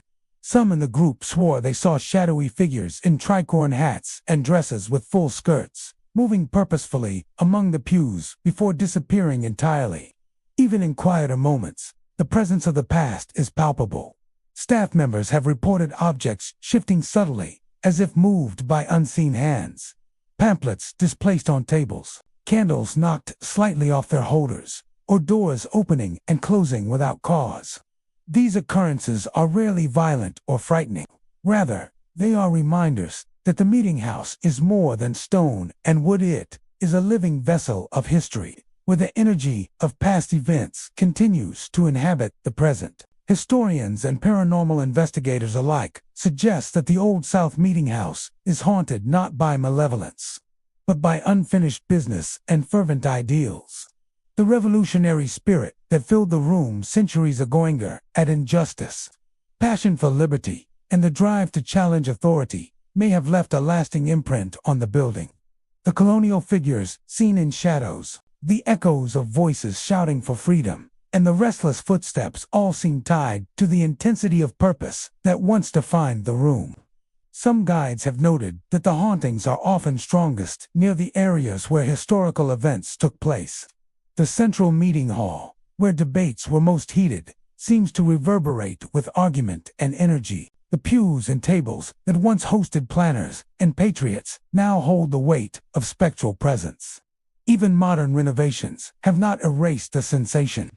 Visitors who stand quietly and listen can sometimes feel the pulse of history. A reminder that the fight for liberty left more than a political legacy, it left a spiritual one. Tourists frequently describe the experience as both awe-inspiring and unnerving. The Old South Meeting House is not a place of terror, but of profound connection to the past. Hearing the echoes of centuries-old debates, witnessing figures in colonial garb, and sensing the charged atmosphere gives a visceral sense of history. It is an encounter with time itself. A reminder that those who shaped the nation's destiny may still linger where their most decisive actions occurred. The building remains a vibrant symbol of Boston's revolutionary heritage, its walls steeped in stories of courage, defiance, and debate. Yet the presence of lingering spirits ensures that visitors encounter more than history books or plaques. They encounter the energy, passion, and humanity of the people who once walked these floors. In the Old South Meeting House, the past is never truly gone. The angry cries for justice, the whispered strategies of patriots, and the shadowy figures in colonial attire all serve as a reminder that history lives on in ways unexpected. Those who visit after hours may feel themselves in the company of voices and souls from over 2 centuries ago, witnessing the intensity of revolutionary Boston and the spirits who refuse to fade quietly into memory. The echoes of no tax and the glimmer of figures vanishing into thin air make it clear that this historic landmark is alive not just with the stories of the past, but with the restless presence of those who once fought to shape the future. The Liberty Hotel, standing proudly in Boston's Beacon Hill, is today a symbol of luxury and sophistication. Its elegant rooms, polished marble floors, and bustling restaurants drawing visitors from around the world. Yet beneath the glimmering chandeliers and contemporary lies a darker past. Before its transformation into a 5-star hotel, the building was the infamous Charles Street Jail, a fortress of stone and iron that housed hundreds of prisoners for over a century. Its walls once echoed with the clanging of cell doors, the despairing cries of the incarcerated, and the muffled footsteps of guards patrolling dim corridors.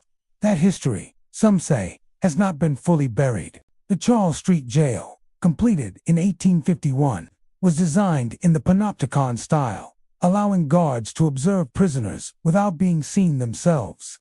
While it was considered progressive in architecture, it was notorious for the harsh conditions within. Overcrowding, illness, and despair were common, and many inmates died behind its walls. Even after the jail closed in 1990, the atmosphere of suffering and tension seems to linger, a residual energy that manifests in the hotel's modern incarnation. Guests and staff alike have reported phenomena that defy explanation, hinting at the building's grim history. Visitors often describe hearing the rattling of chains in the middle of the night. Guests asleep in rooms once occupied by inmates have woken to the unmistakable sound of metal dragging along stone floors, or the jingle of shackles swinging from invisible wrists. The noise often seems to come from the hallways, yet when investigated, no one is there. Some have reported the sound as rhythmic and deliberate, as though a prisoner is pacing while dragging his restraints behind him, echoing the endless steps once taken by those trapped within the jail's walls. Disembodied voices are another frequent occurrence. Guests have described whispers in their ears, soft but distinct, often carrying a sense of urgency or warning. Some report fleeting conversations, words like help, don't leave, or fragmented sentences that trail off before they can be understood. The voices are usually subtle at first, a faint murmur, but grow more insistent in the quiet hours of the night. Staff members have also reported hearing distant shouts or arguments in corridors that are otherwise empty. The intensity and tone reminiscent of the disputes and frustrations of prison life. Shadowy figures are a particularly chilling aspect of the Liberty Hotel's haunted reputation. Employees have occasionally spotted figures in old-fashioned prison uniforms, their forms slipping silently through locked doors or disappearing around corners. One housekeeper recounted seeing a tall inmate in a gray-striped uniform standing at the end of a hallway, staring directly at her before vanishing into thin air. Security personnel have reported glimpsing figures pacing in rooms or stairwells that are technically off-limits, the faint outline of a man or woman walking as if on patrol, unseen yet somehow present. These apparitions are often described as moving with purpose, mirroring the patterns of life and confinement that once dominated the building. The hotels, bars, restaurants, and public spaces also carry echoes of the past. Patrons occasionally hear footsteps behind them in empty corridors, the creak of leather shoes against polished floors, or the sound of heavy keys jangling as though a guard is making his rounds. Some claim to feel cold drafts in specific areas, sudden chills that cannot be explained by the building's heating system.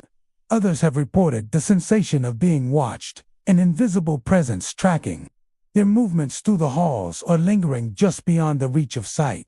Rooms that occupy the upper floors, particularly those that were once the jail's cells, are often the sites of the most intense experiences. Guests have awakened to the feeling of pressure on the chest, as if an unseen entity is leaning over them.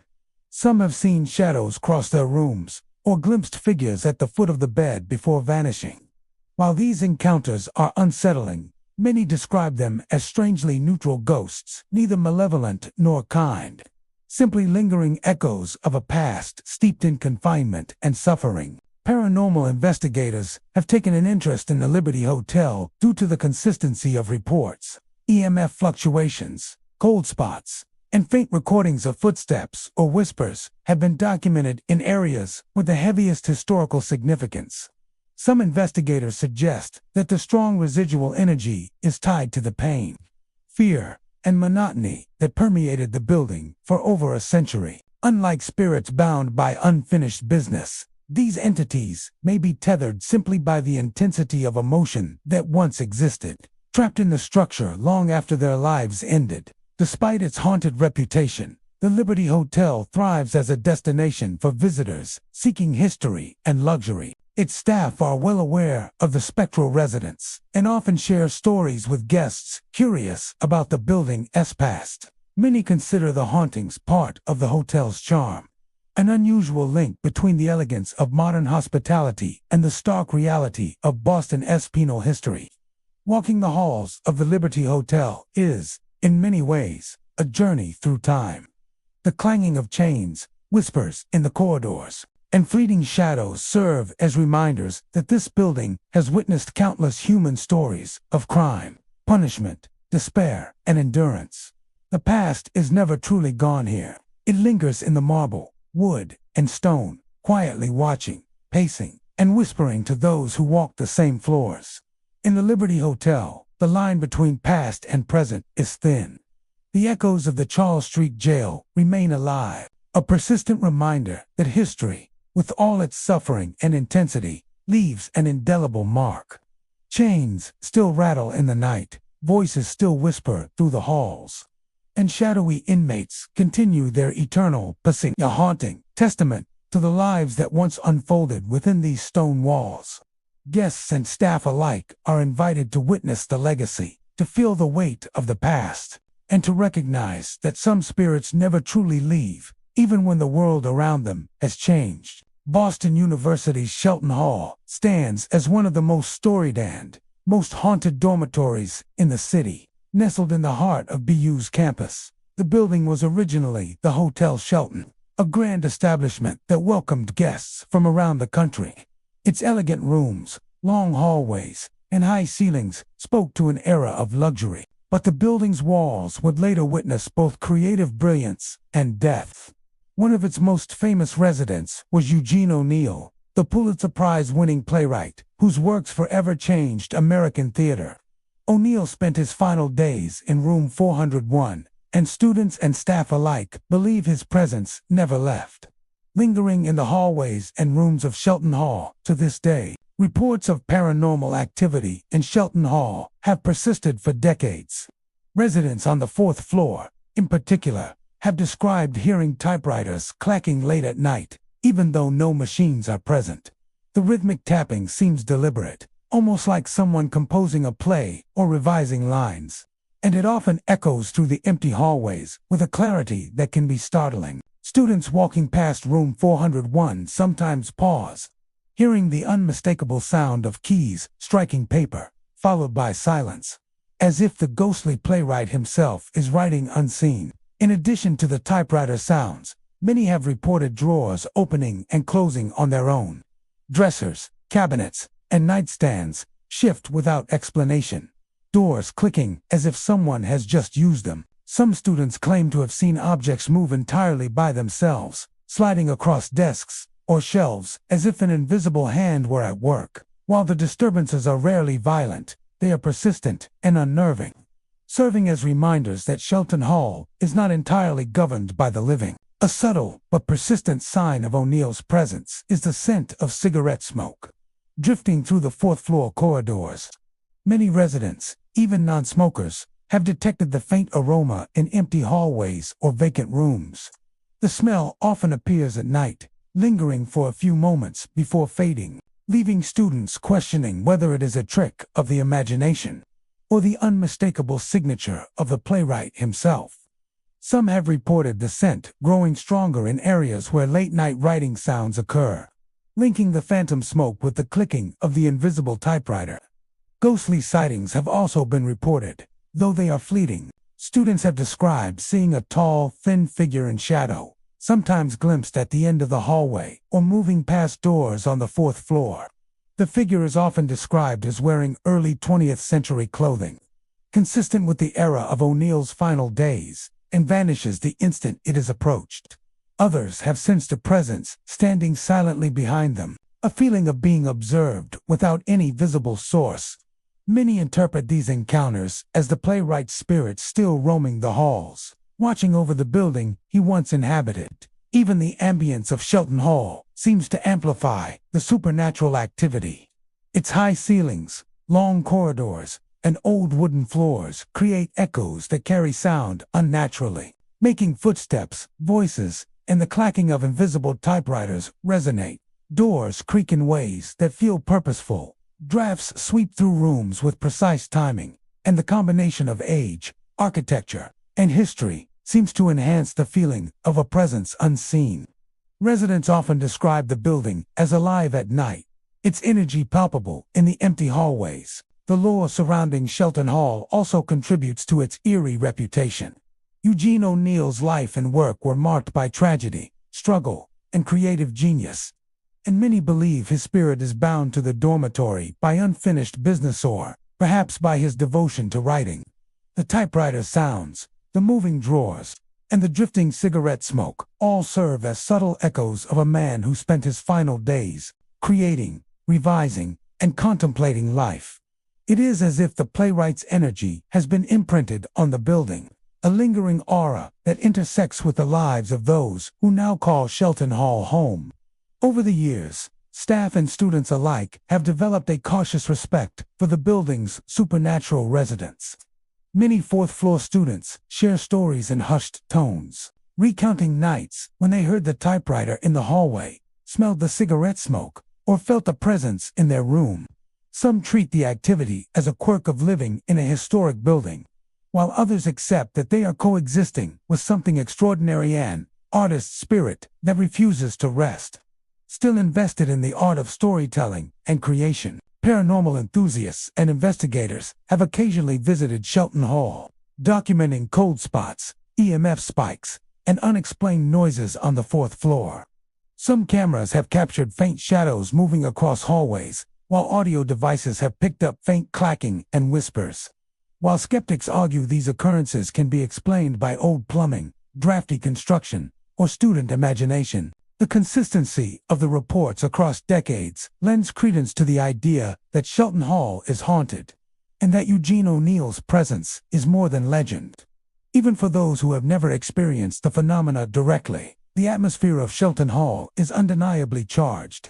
The fourth floor, in particular, carries an air of history and artistry, a space where the energy of past lives intersects with the present. Students who live there often report a mix of awe and apprehension, feeling that they share their home with someone extraordinary, even if unseen. Shelton Hall is more than a dormitory. It is a repository of memory, creativity, and lingering presence.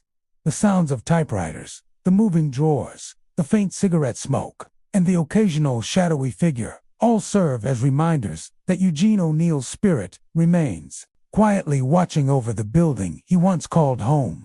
For students, staff, and visitors, the fourth floor of Shelton Hall offers a glimpse into a world where history and the supernatural coexist, a place where the past is never truly gone, and where the echoes of a master playwright continue to resonate through time. The Gibson House Museum, nestled in Boston's Back Bay, is a remarkable time capsule. Built in 1859, it stands as one of the few surviving examples of a 19th-century townhouse, preserved almost entirely as it was during its original occupation.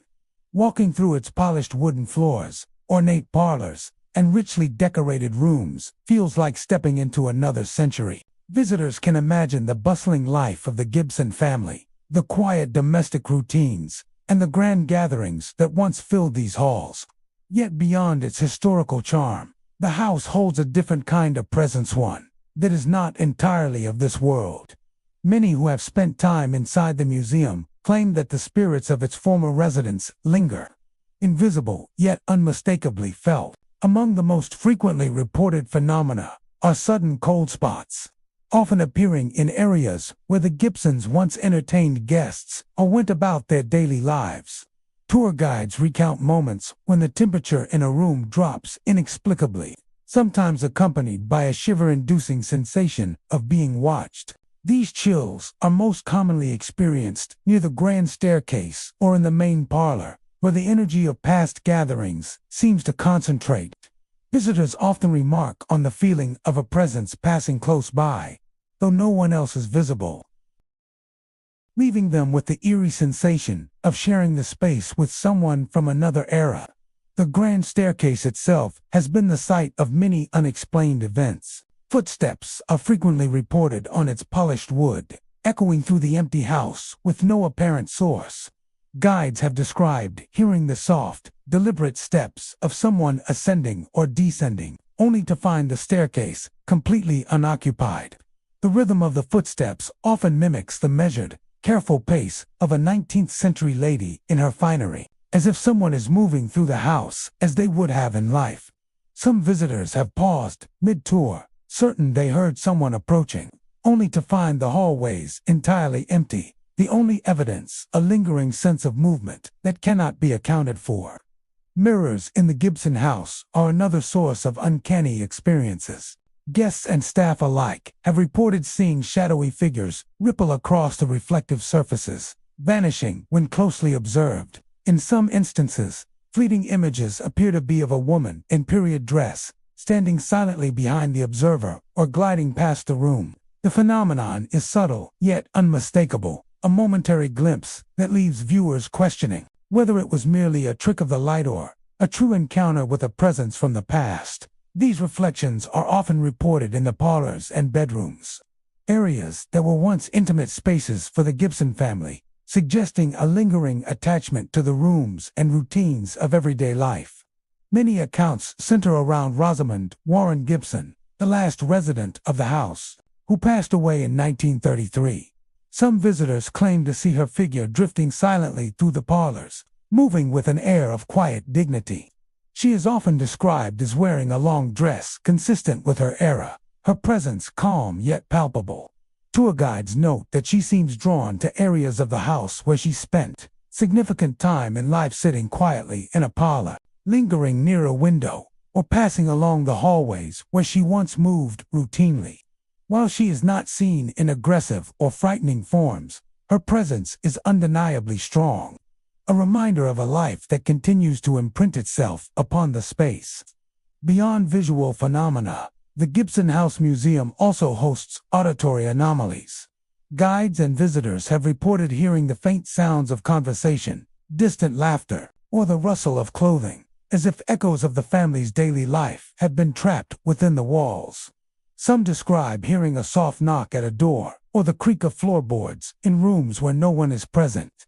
These subtle sounds often coincide with other phenomena: cold drafts, shifting reflections in mirrors, or the sensation of movement, creating a cumulative experience that many interpret as a ghostly presence. The ambiance of the museum seems to enhance these supernatural experiences. Its high ceilings, narrow hallways, and period furnishings create natural echoes and reflections. But the consistency of reports over decades suggests that more than architectural quirks are at play. Staff and frequent visitors often describe a tangible feeling of history pressing in, as though the lives once lived here continue to resonate, refusing to fade entirely. The effect is both fascinating and unnerving, a constant reminder that the house has not fully relinquished its past. Tour guides have learned to incorporate these stories into the museum experience, recounting the unexplained phenomena as part of the house's living history. Many visitors are drawn by the allure of stepping into a preserved era, but those who linger on the upper floors or in the quieter parlors often sense a deeper connection to the house's past inhabitants. The combination of historical authenticity and subtle supernatural presence creates a unique atmosphere, one that allows guests to feel the lives, routines, and lingering spirits of those who called the Gibson House home. The Gibson House Museum is a place where history and the paranormal intersect. The footsteps on the staircase, the shadowy reflections in mirrors, and the quiet drifting of Rosamund Gibson's presence all serve as reminders that the past is never truly gone. Visitors encounter not only the artifacts and of another century, but the echoes of the people who once moved through these spaces. It is an environment where time feels fluid, where the living brush against the remnants of lifelong past, and where the spirits of the Gibson family continue to inhabit the rooms they cherished. For those who walk the halls of the Gibson House Museum, the experience is both a journey through history and a subtle encounter with the supernatural. The cold spots, creaking floorboards, and shadowy figures invite visitors to consider that the people of the past may never have fully left, that the echoes of their lives continue to ripple through the space. Here, amid the elegant furnishings and period details, the house is alive in a way that transcends its role as a museum. Its past residents remain present, quietly observing, moving, and whispering through the corridors of time. The Wilbur Theater, located in the heart of Boston, is known for its vibrant performances, laughter-filled evenings, and historic charm. Since opening its doors in 1914, the theater has hosted countless comedians, musicians, and theatrical productions, earning a reputation as one of the city's premier live entertainment venues.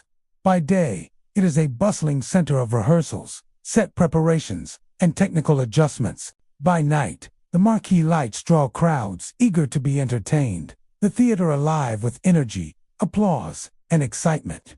Yet beyond the glamour and laughter lies a quieter, more sinister presence, one that those who work and perform behind the scenes cannot ignore. Backstage, performers and crew frequently report unexplained sensations. Many speak of the feeling of being watched, especially when rehearsing alone. Actors describe a prickling awareness at the edge of their vision, a presence that seems to linger just behind them. Some have paused mid-performance, certain that someone or something is observing their every move. The sensation is subtle at first, a whisper of awareness, but it intensifies in the quieter moments of the theater, when only the echo of footsteps and the hum of backstage machinery remains. One of the most commonly reported phenomena is flickering lights in dressing rooms and hallways. Lights have been known to dim or flash erratically, often without any electrical malfunction or human intervention. Some performers have been interrupted mid-preparation, only to watch a series of lights blink on and off, casting shifting shadows along the walls.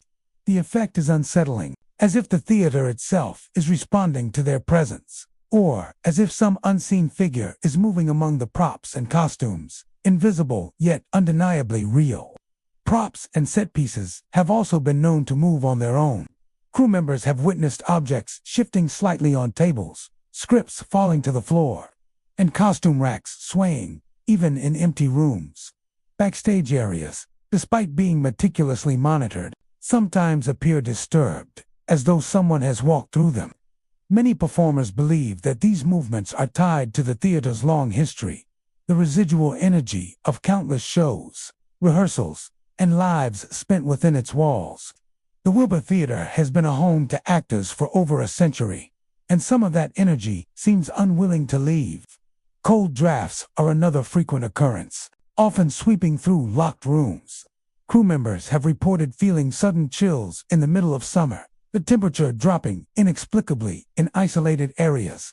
These gusts are often accompanied by the sensation of a presence nearby, as if an invisible figure is moving through the space.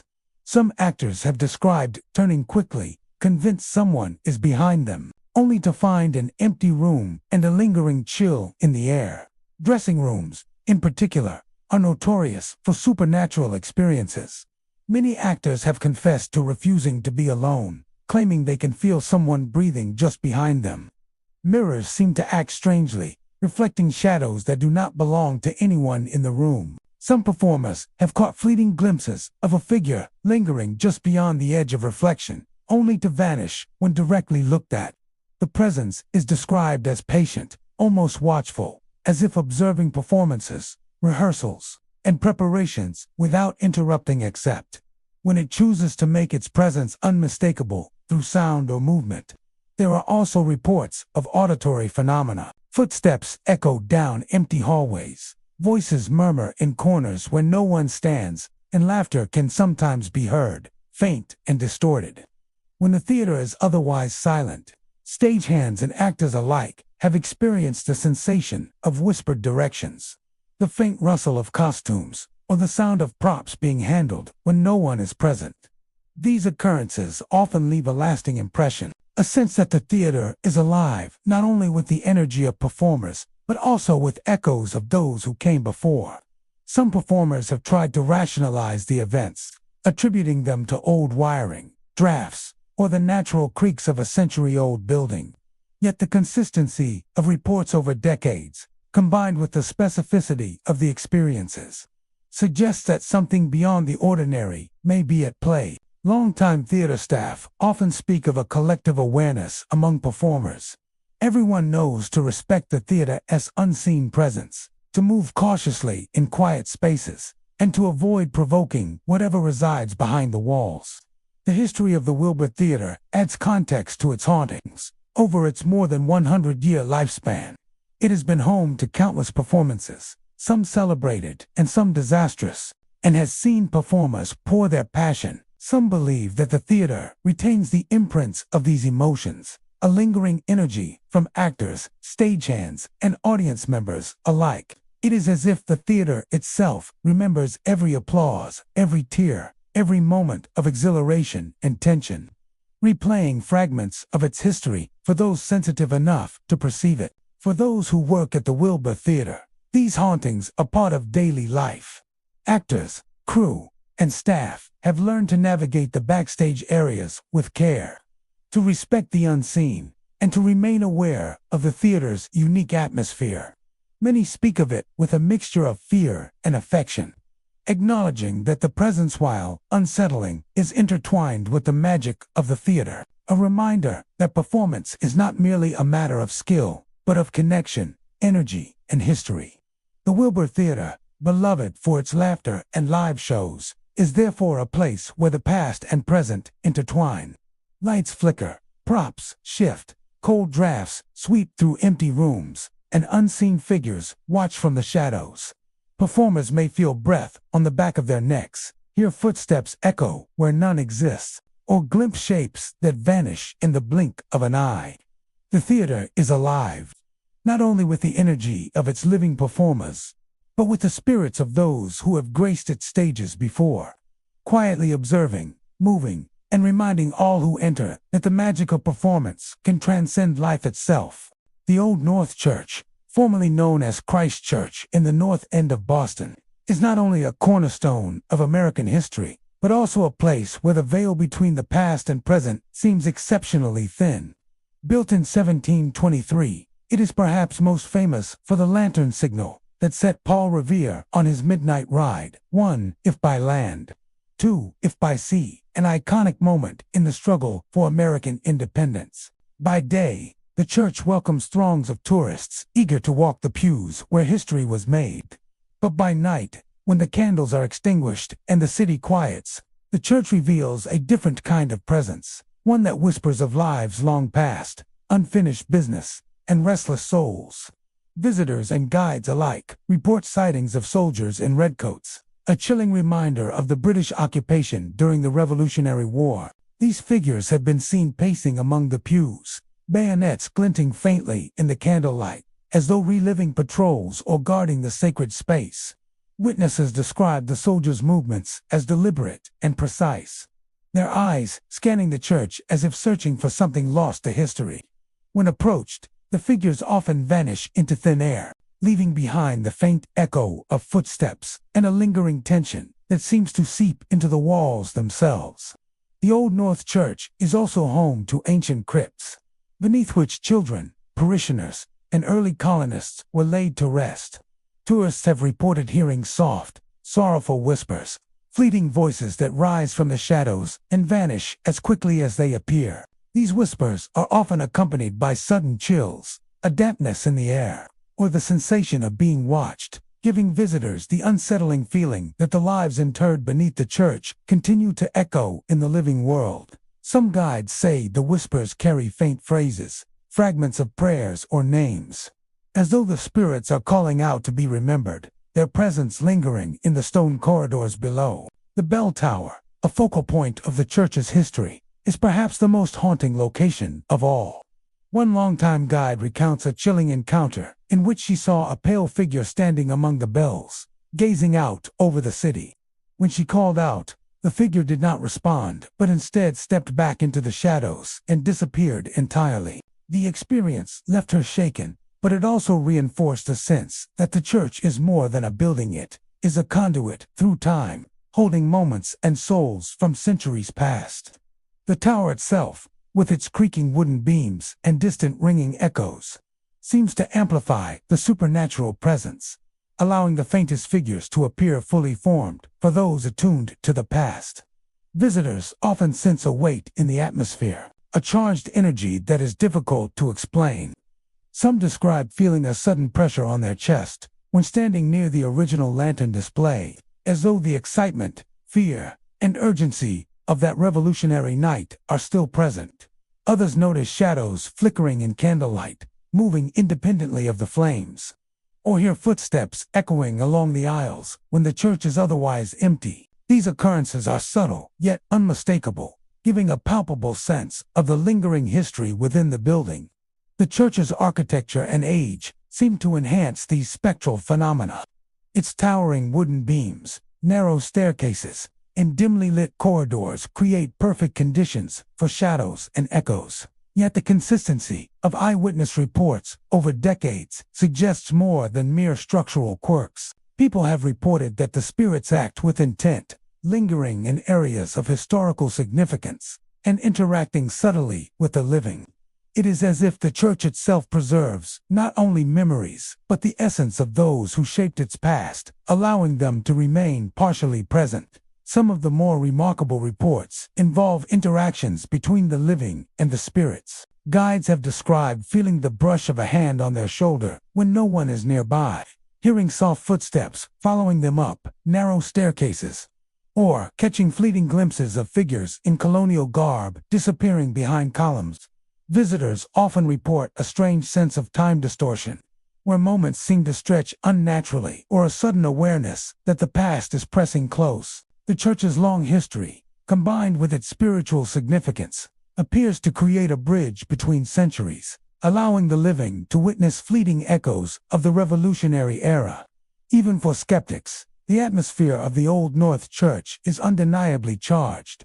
The faint scent of aged wood and candle smoke lingers in the air. The stone floors creak under the lightest step, and the soft hum of the city outside seems muted in comparison to the intensity of the space. Every element, the pews, the lantern, the crypts, the bell tower, serves as a reminder that this is more than a tourist attraction.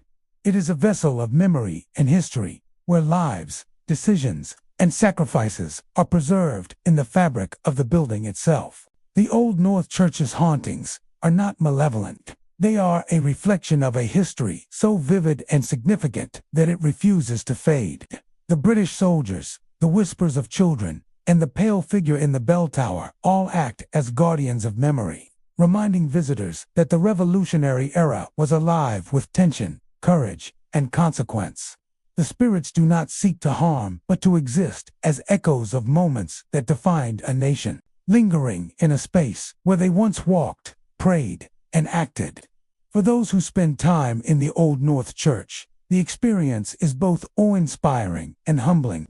Walking its aisles, climbing its stairs, and peering into its crypts is not merely a historical exercise, it's an encounter with the past made present. The soldiers' glances, the whispers of children, and the figure in the bell tower serve as reminders that history is never truly gone. It lives on, breathing quietly within the walls, watching from the shadows, and stepping lightly across the centuries to meet those who are willing to witness it. In the Old North Church, the past and present coexist. The lanterns may have long since extinguished, the Revolutionary battles may have faded from memory, and the living may come and go, but the echoes remain. Soldiers in red coats still pace the pews, children's whispers rise from the crypts, and the pale figure in the bell tower silently surveys the city. The church is alive with history, mystery, and the persistent presence of those who will never fully leave, reminding all who enter that some moments and some souls remain eternal. The Fairmont Copley Plaza, one of Boston's most luxurious and iconic hotels, opened its doors in 1912 as a symbol of elegance, sophistication, and grandeur. Nestled in the heart of Copley Square, the hotel has welcomed presidents, celebrities, and countless visitors seeking a taste of opulence. Its marble floors, ornate chandeliers, and lavish ballrooms create an atmosphere of timeless beauty. Yet, amid the splendor, whispers of another presence have persisted for over a century. Guests and staff alike claim that the hotel is haunted by Henry Janeway Hardenberg, the architect responsible for designing the Copley Plaza, whose spirit has never left the halls he helped create. The first signs of the haunting are often subtle. Visitors report a sense of being observed, a quiet awareness that someone is moving behind them even when the corridors are empty. Staff members describe noticing a shadow crossing the marble floors at odd hours, disappearing before it can be fully seen. Guests sometimes hear the faint click of polished shoes on the floor, or the soft rustle of clothing in suites and hallways, only to find no one present. These small, almost courteous disturbances hint at the personality of a ghost that is not malevolent, but undeniably attentive to the world around him. The most frequently reported sighting is of a distinguished man in a top hat and tails, strolling gracefully through the hotel's corridors. Witnesses describe him as tall, composed, and impeccably dressed, with an aura of refinement befitting the man who conceived the building itself. When noticed, he often pauses, tipping his hat politely to those who glimpse him before fading into the shadows or disappearing entirely.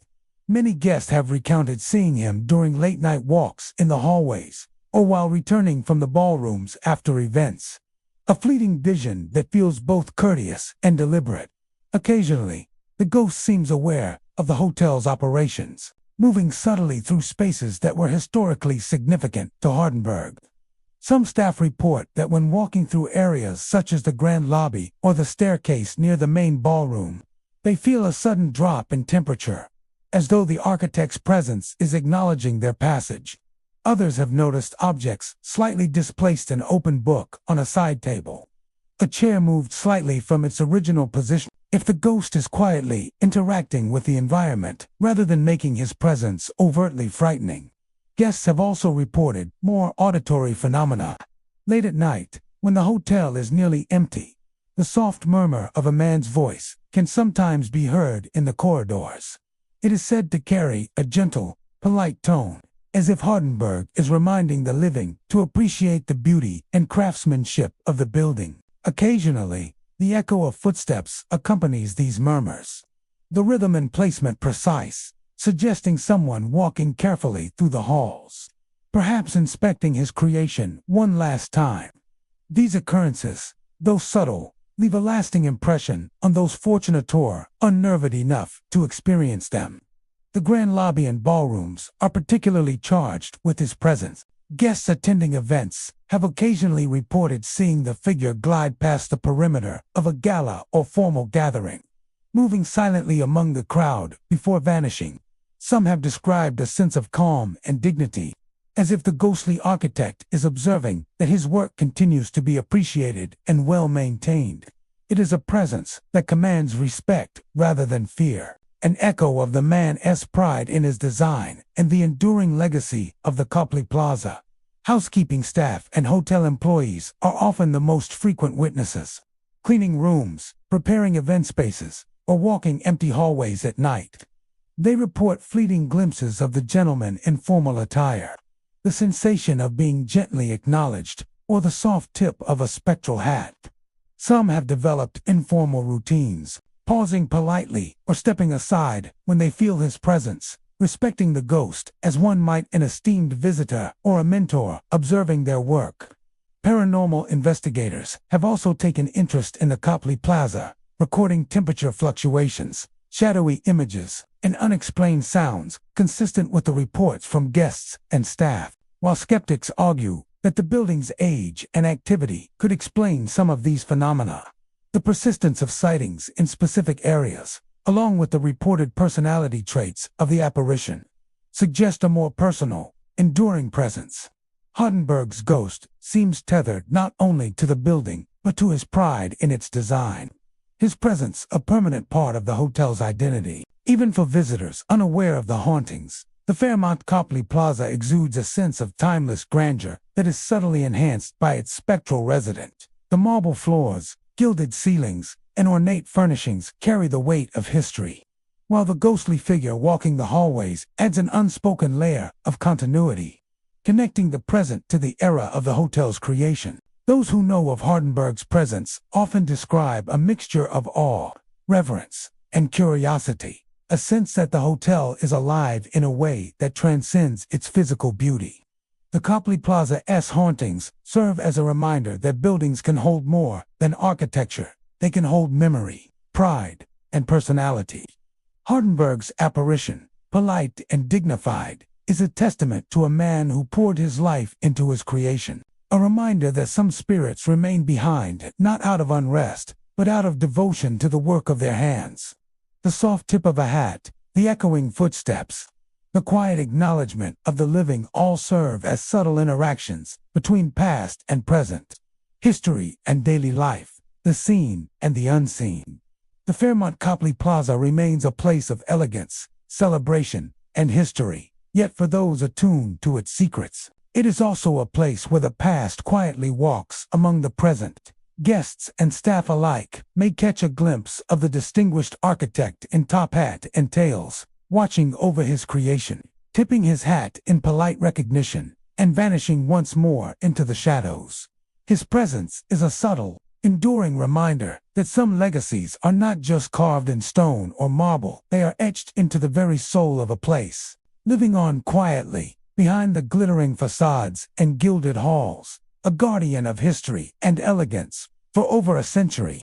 Fort Independence, perched on Castle Island at the edge of Boston Harbor, is a historic fortress with roots stretching back to the 17th century, originally built to defend the harbor. The site has witnessed centuries of military activity, shifting allegiances, and countless lives spent in the shadow of its stone walls. Today, it stands as a striking reminder of Boston's colonial and revolutionary past, drawing tourists and history enthusiasts alike. Yet beyond the cannon-lined ramparts and polished parade grounds lies a darker history, one that continues to echo through the fort's tunnels and corridors.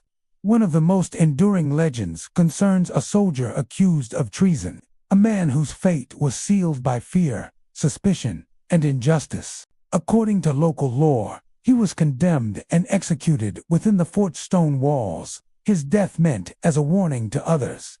Some stories suggest he was innocent, caught in a web of political intrigue during a time of war. Others claim his punishment was cruelly public, designed to enforce loyalty at any cost. Whatever the truth, The man's death left a lingering mark on the fort, and many believe his spirit never found peace. Visitors often report hearing muffled screams echoing from within the fort's thick stone walls, cries that seem to come from nowhere, yet reverberate with unmistakable anguish. These sounds are particularly common near the old barracks and the subterranean chambers, where the accused soldier is said to have been held. The screams are fleeting, sometimes accompanied by the sharp clanging of metal, as if iron restraints or chains are being struck by invisible hands. Those who hear them describe a chilling sense of despair, a momentary but intense connection to a tragedy long past.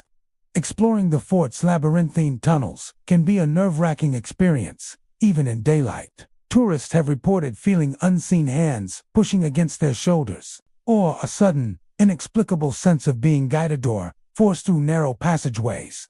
Some claim to hear whispers echoing through the darkness, words indecipherable yet urgent, as if the fort itself is trying to communicate with the living. The combination of dim lighting, echoing stone corridors, and the weight of history creates an atmosphere that heightens the senses, leaving visitors acutely aware of the fortress's past and its lingering presence. The fort's walls themselves seem to hold memory. Thick granite blocks, scarred by centuries of weather and warfare, occasionally transmit faint sounds of movement, footsteps pacing along battlements, the shuffle of boots on stone floors, or the metallic rattle of ancient weaponry. Staff and tourists alike have noted hearing these noises when no one is present, and the timing often seems purposeful, as if someone or something is retracing the paths of the past. Some visitors describe an oppressive feeling of being watched, a sense that unseen eyes are tracking their movements through the old corridors. Many believe that the fort's spectral activity is linked to the soldier's tragic end. Shadows are often seen moving along the walls or at the edge of a visitor's vision, vanishing when directly looked at. Some describe fleeting glimpses of a figure in period military attire, standing silently at the end of a tunnel or on a battlement, staring into the distance before fading into the darkness. The presence is rarely violent, but it is intense and unnerving, leaving a lasting impression on those who witness it. The fort's cannons and ramparts also hold stories of ghostly phenomena. Tourists have reported hearing the clatter of cannonballs or the sharp crack of musket fire when the grounds are empty, as though some forgotten battle is replaying itself. The sounds are often localized, seeming to come from specific areas tied to the fort's violent history. In addition, sudden cold drafts often sweep across the battlements, even on calm summer days, and some visitors feel the prickling sensation of being touched by an invisible hand. These unexplained occurrences reinforce the sense that the fort is alive with memories of both war and injustice. The subterranean chambers beneath Fort Independence are particularly chilling. Many visitors report an overwhelming sense of dread as they descend into the dark passageways. Footsteps echo in strange patterns, voices murmur from unseen corners, and shadows appear to move independently of their sources. Some claim to have felt a sudden weight pressing down on their shoulders or the floor vibrating as if someone or something is pacing below. These sensations, combined with the fort's history of imprisonment and execution, create a profound connection to the sorrow and fear that once permeated the stone walls. Even guides who know the fort's history well are not immune to these experiences. Some have recounted feeling a presence lingering near certain areas, particularly the chambers where the soldier is said to have been entombed. Cold spots, unexplained noises, and the sensation of being observed are common, and staff often report a heightened sense of caution when leading visitors through the older sections. While many treat these experiences as part of the fort's mystique, the consistency of reports over generations suggests that the past has left an indelible imprint on the building. Fort Independence stands as a monument to history, military strategy, and Boston's past, but it is also a place where tragedy lingers. The walls, corridors, and tunnels carry the echoes of a soldier's wrongful death, the anguish of lives spent in confinement, and the lingering energy of centuries of conflict. Visitors may hear muffled screams, feel unseen hands, or glimpse shadowy figures moving silently through the stone corridors. The fort is more than a historical site, is a living repository of memory and grief, where the past reaches out to the present in subtle and unsettling ways. Walking through Fort Independence is therefore not just a tour of a fortress, it is an encounter with history in its most vivid and haunting form. The stone walls hold stories of bravery, tragedy, and injustice, and for those attuned to the echoes of the past, the fort becomes a space where the living and the dead coexist, whether it is the muffled cries of the wronged soldier, the whispers in the tunnels, or the fleeting shadows on the ramparts.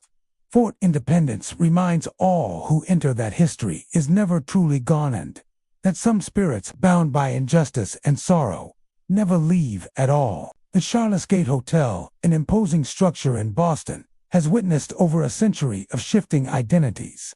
Originally built as a luxury hotel, it has also served as a dormitory and later as an apartment building. Its grand halls, high ceilings, and long corridors once echoed with the laughter and chatter of wealthy guests. Now, many claim that those echoes have been replaced or supplemented by something far darker. Over the years, stories of hauntings and ghostly presences have persisted, whispered among residents, visitors, and even the curious passing by. One of the most enduring legends is that of a young girl who drowned in the hotel's elevator shaft decades ago. The circumstances of her death remain murky, but the memory of her final moments seems to have imprinted itself onto the building. Residents report seeing her wandering the halls, dripping wet, her hair tangled with waterweed, and her face pale and sorrowful. Some say she appears in mirrors, sometimes just as a fleeting reflection, other times lingering long enough to make a viewer's heart race. She is often described as silent, but heavy with a presence that conveys both sadness and a desperate need to be acknowledged. The girl's apparition is not always confined to hallways or mirrors. Tenants have reported hearing the sound of running water, the splash of feet hitting the floor, or soft, wet footsteps trailing them unexpectedly. These auditory phenomena often coincide with visual sightings, creating a deeply unsettling experience for those encountering her. Some residents believe she is searching for something or someone, eternally trapped between the floors, where life and death intersected for her. The haunting does not stop with the girl in the elevator shaft. Many tenants speak of objects moving on their own, a phenomenon that has been reported consistently over the years. Chairs shift slightly from their original positions, doors creak open without warning, and small items disappear, only to reappear in different rooms. Some describe books falling from shelves, keys rolling across floors, and even heavier pieces of furniture shifting as though nudged by unseen hands. These occurrences create a sense that the building itself is alive, responding to the presence of the living and the dead alike. Disembodied voices are another common report. Residents often hear whispers when walking down hallways late at night, snippets of conversation that dissolve when they attempt to focus on them. Some claim to hear their names being called, faintly at first, then more insistently, only to find no one nearby. These auditory experiences are sometimes accompanied by a sudden drop in temperature or a chilling draft, further convincing tenants that they are not alone in the building. Shadowy figures are also frequently sighted in corners or near staircases. These forms are often described as fleeting, darker than the surrounding shadows, and impossible to approach. One tenant even reported being shoved down the stairs by unseen hands, an experience that left him shaken and wary of the building for months.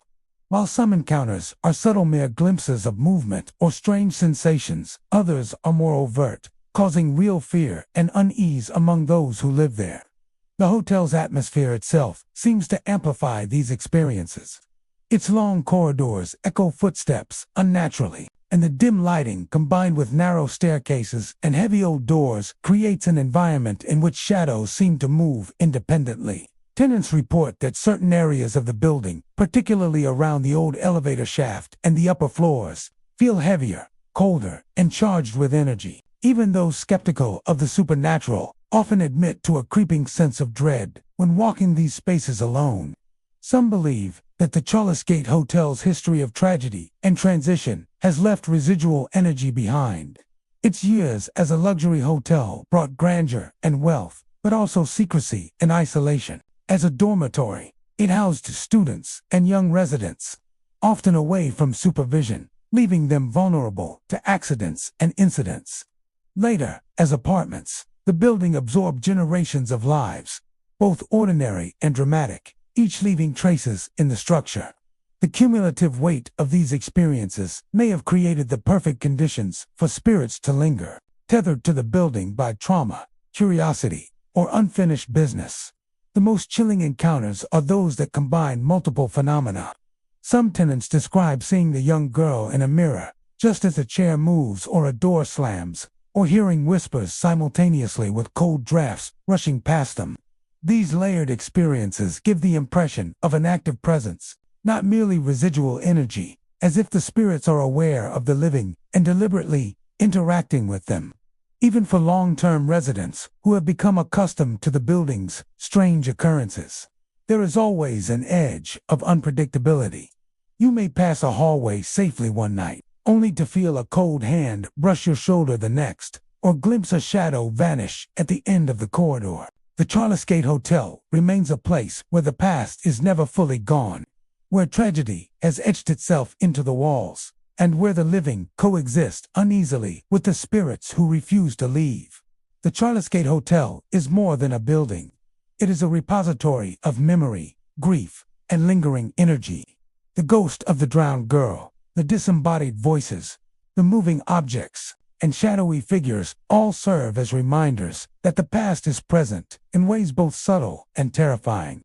For those who call it home or visit its storied halls, the hotel offers a unique encounter with the supernatural, a place where history, tragedy, and mystery intersect, and where the spirits of the past continue to roam, ensuring that the echoes of their lives are never forgotten. The Warren Anatomical Museum, located within Harvard Medical School in Boston, is a repository of human history, science, and anatomical study. Established in the 19th century, it houses an extensive collection of preserved human specimens, skeletal remains, pathological anomalies, and medical curiosities. Scholars and students from around the world come to study its exhibits, drawn by both the academic value and the historical significance of its collections. Yet, for all its scientific prestige, the museum is widely regarded as one of the city's most unsettling locations. A place where the boundary between the living and the dead seems tenuous at best. Visitors often report a pervasive sense of being watched, a feeling that goes beyond the natural unease of standing among preserved human remains. Students working late into the evening, hunched over notes or lab tables, frequently speak of glancing up to see shadowy figures moving among the displays. These figures are often described as wearing old-fashioned lab coats, their movements slow and deliberate, drifting silently between jars and skeletons. When approached, the apparitions vanish, leaving only the faint echo of footsteps or the sense that someone or something is still observing. Cold chills are another commonly reported phenomenon. Despite the museum's climate-controlled environment, pockets of unexpected icy air sweep through the exhibits, particularly near the more macabre or historically significant specimens. Some visitors describe the chill as a creeping sensation, like invisible fingers brushing against their skin. Others have noted that these drafts often coincide with other strange occurrences, such as the rattling of glass jars, or the faint scent of chemicals that aren't present, adding to the sense that the museum is alive in ways beyond the physical. The museum's jars and displays seem to react to invisible forces as well. Students have reported hearing the faint clinking of glass, even when the exhibits are undisturbed. In some cases, jars appear to shift slightly on their shelves, as though nudged by unseen hands. These small movements, combined with the already eerie environment of preserved specimens, create a tangible tension that makes even the most dedicated scholars pause. It is as if the museum itself is asserting a quiet awareness of the living who enter its halls, reminding them that they are not alone. Ghostly figures have been spotted moving with an air of familiarity, as if they belong to the space they haunt. The most frequently reported apparition is that of a physician or anatomist in period clothing, gliding silently among the exhibits. Some witnesses describe seeing them pause at specific specimens, as though examining the very subjects that occupy the shelves. These figures rarely interact directly with the living, but their presence is unmistakable. A fleeting silhouette, a glimpse of movement at the edge of vision, or the sense of a pair of unseen eyes following one's movements. Auditory phenomena are also common in the Warren Anatomical Museum. The quiet of the hallways and study areas is often interrupted by soft footsteps, murmurs, or whispers, seeming to come from empty corners. Students report hearing their names called in low, unintelligible tones, or the faint clatter of tools and instruments, as if someone is preparing a specimen or adjusting a display in the dark. These sounds are subtle but persistent, lending an almost tangible presence to the shadows and chill that permeate the museum. The museum's historical significance adds to its haunting atmosphere. Many of the specimens were collected during the 19th century, a time when medical ethics and practices were far different from today. Bodies were dissected and preserved in ways that can seem macabre to the modern eye, and it is perhaps this history of suffering, experimentation, and dedication that imbues the museum with its unusual energy. Some believe that the spirits of those who donated or were studied remain tethered to their remains, watching over the living and silently acknowledging the passage of time. Visitors have also reported fleeting glimpses of movement in mirrors or reflective surfaces, particularly in laboratory areas or display cases with glass fronts. The reflections sometimes show indistinct figures that vanish when looked at directly, adding to the sense of unease. These reflections are often accompanied by other phenomena called drafts, rattling jars, or the feeling of eyes upon them, creating a layered and immersive experience that is difficult to dismiss as mere imagination. Even those trained in science and medicine, accustomed to the clinical study of human anatomy, are affected by the museum's haunting qualities. Many students speak of a lingering tension as they work late at night, a combination of academic focus and spectral presence that heightens their awareness. The museum seems to amplify human emotion.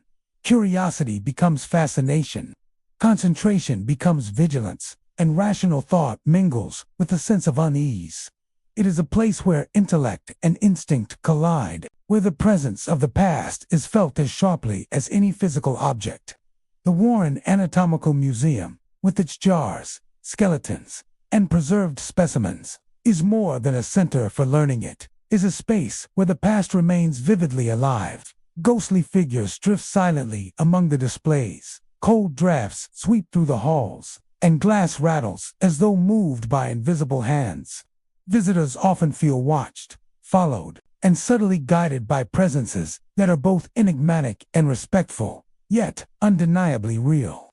For those who step inside, the museum offers an experience that is as much about the unseen and unknown as it is about medical history. The preserved specimens are reminders of mortality, of lives once lived and studied, and of the dedication of those who contributed to science in life and death. But alongside these tangible artifacts exists a subtler, more haunting reality. The lingering presence of spirits, the whispers of the long departed, and the sensation that the boundaries between life, death, and study are far thinner than one might believe. In the Warren Anatomical Museum, learning and unease coexist. Students and visitors are confronted with the silent, watchful presence of figures in lab coats, the cold rush of invisible drafts, and the subtle movements of objects that should not move.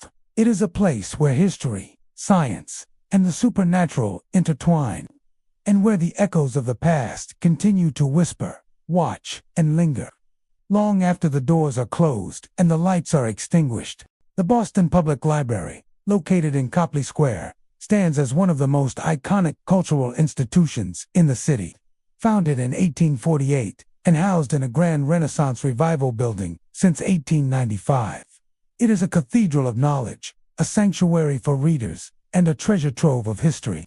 Its vaulted ceilings, marble staircases, and expansive reading rooms inspire awe in anyone who enters. Yet beneath the grandeur and quiet study, the library holds secrets of a more spectral kind. Over the years, countless patrons and staff have reported unsettling phenomena, leading many to believe that the library is as much a home to spirits as it is to books. The most commonly reported apparition is that of a man in a three-piece suit, often seen sitting quietly in Bates Hall, the library's main reading room. Patrons describe him absorbed in a book, calm and composed, surrounded by the sun-dappled marble floors and towering shelves. Yet when approached or looked at directly, he vanishes, leaving only the faint impression of a presence that was there moments before. Some have suggested that this figure could be George Tickner, a former librarian and passionate steward of the library's collections, whose devotion to knowledge may have tethered him to the building long after his death. Bates Hall, with its long oak tables, grand windows, and soaring ceilings, seems to amplify the supernatural. Staff members frequently report hearing footsteps echoing across the polished floors when no one else is present.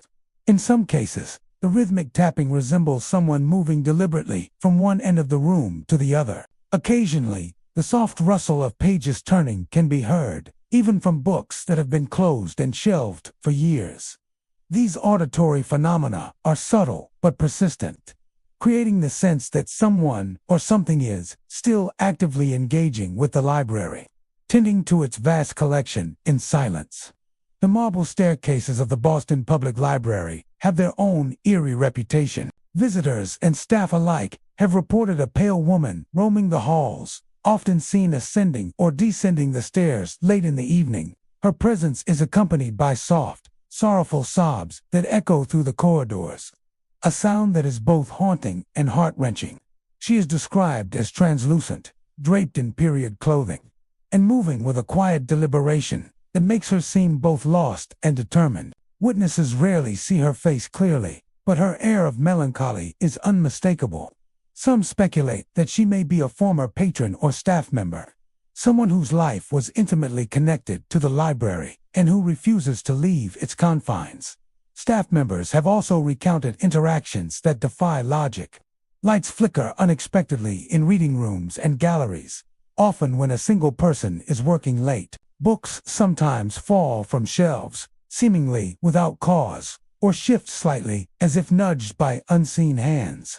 These disturbances are rarely violent, but are enough to startle those who encounter them, leaving them with the unmistakable sense that the library itself is alive, responding subtly to the presence of the living.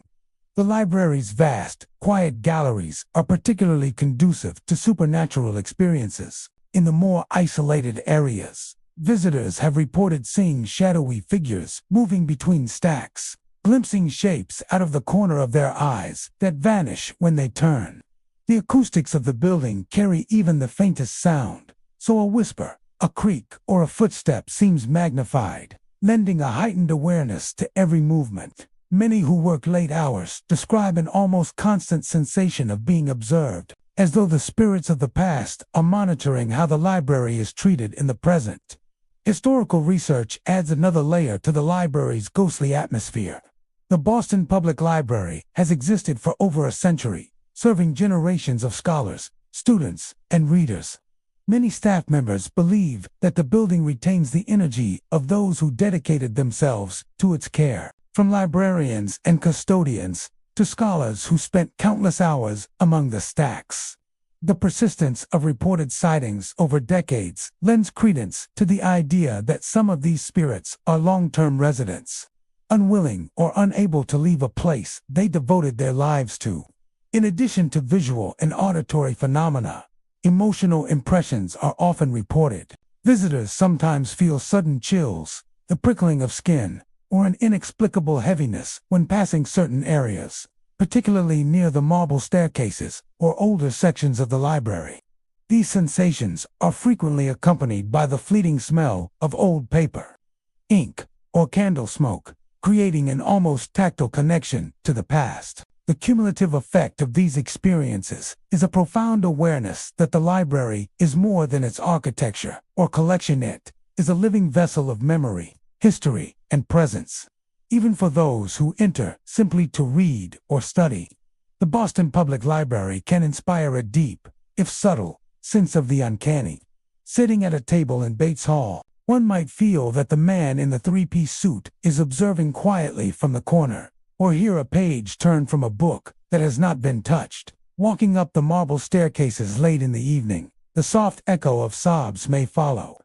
A reminder that the library is home not only to knowledge, but to spirits who have never fully left. The Boston Public Library is therefore a place where history, scholarship, and the supernatural intersect. From the watchful figure in Bates Hall to the pale woman on the staircases, from the subtle rustle of pages to footsteps in empty galleries, the building is alive in ways both seen and unseen. Its spirits, patient and observant, seem intent on continuing their vigilance over the collections, ensuring that the library remains not just a repository of books, but a living testament to the lives, devotion, and mysteries of those who came before. For visitors and staff alike, the Boston Public Library offers more than knowledge. It offers an encounter with the past itself, a chance to witness the delicate balance between the living and the dead. Here, among marble halls and towering shelves, the whispers of former librarians, scholars, and patrons linger, reminding all who enter that some presences never leave, and that the pursuit of knowledge can echo long beyond the mortal realm. The Orpheum Theater in Boston, built in 1852, is one of the nation's oldest and most storied performance venues. Nestled in the heart of the city, it has hosted countless shows, from vaudeville acts to modern concerts, drawing audiences for more than a century and a half. Its gilded balconies, ornate moldings, and plush seating create an atmosphere of elegance and history. But beyond the grandeur and applause, the Orpheum holds a reputation for something far more mysterious. Ghostly encounters that blur the line between performance and the supernatural. Audience members often report seeing shadowy figures in the balconies, even during sold-out performances when those sections should be empty. The silhouettes are faint but unmistakable, moving subtly among the ornate railings or leaning forward as if watching the show with rapt attention. Many describe a feeling of being observed from multiple directions at once, a subtle unease that persists long after the lights go down.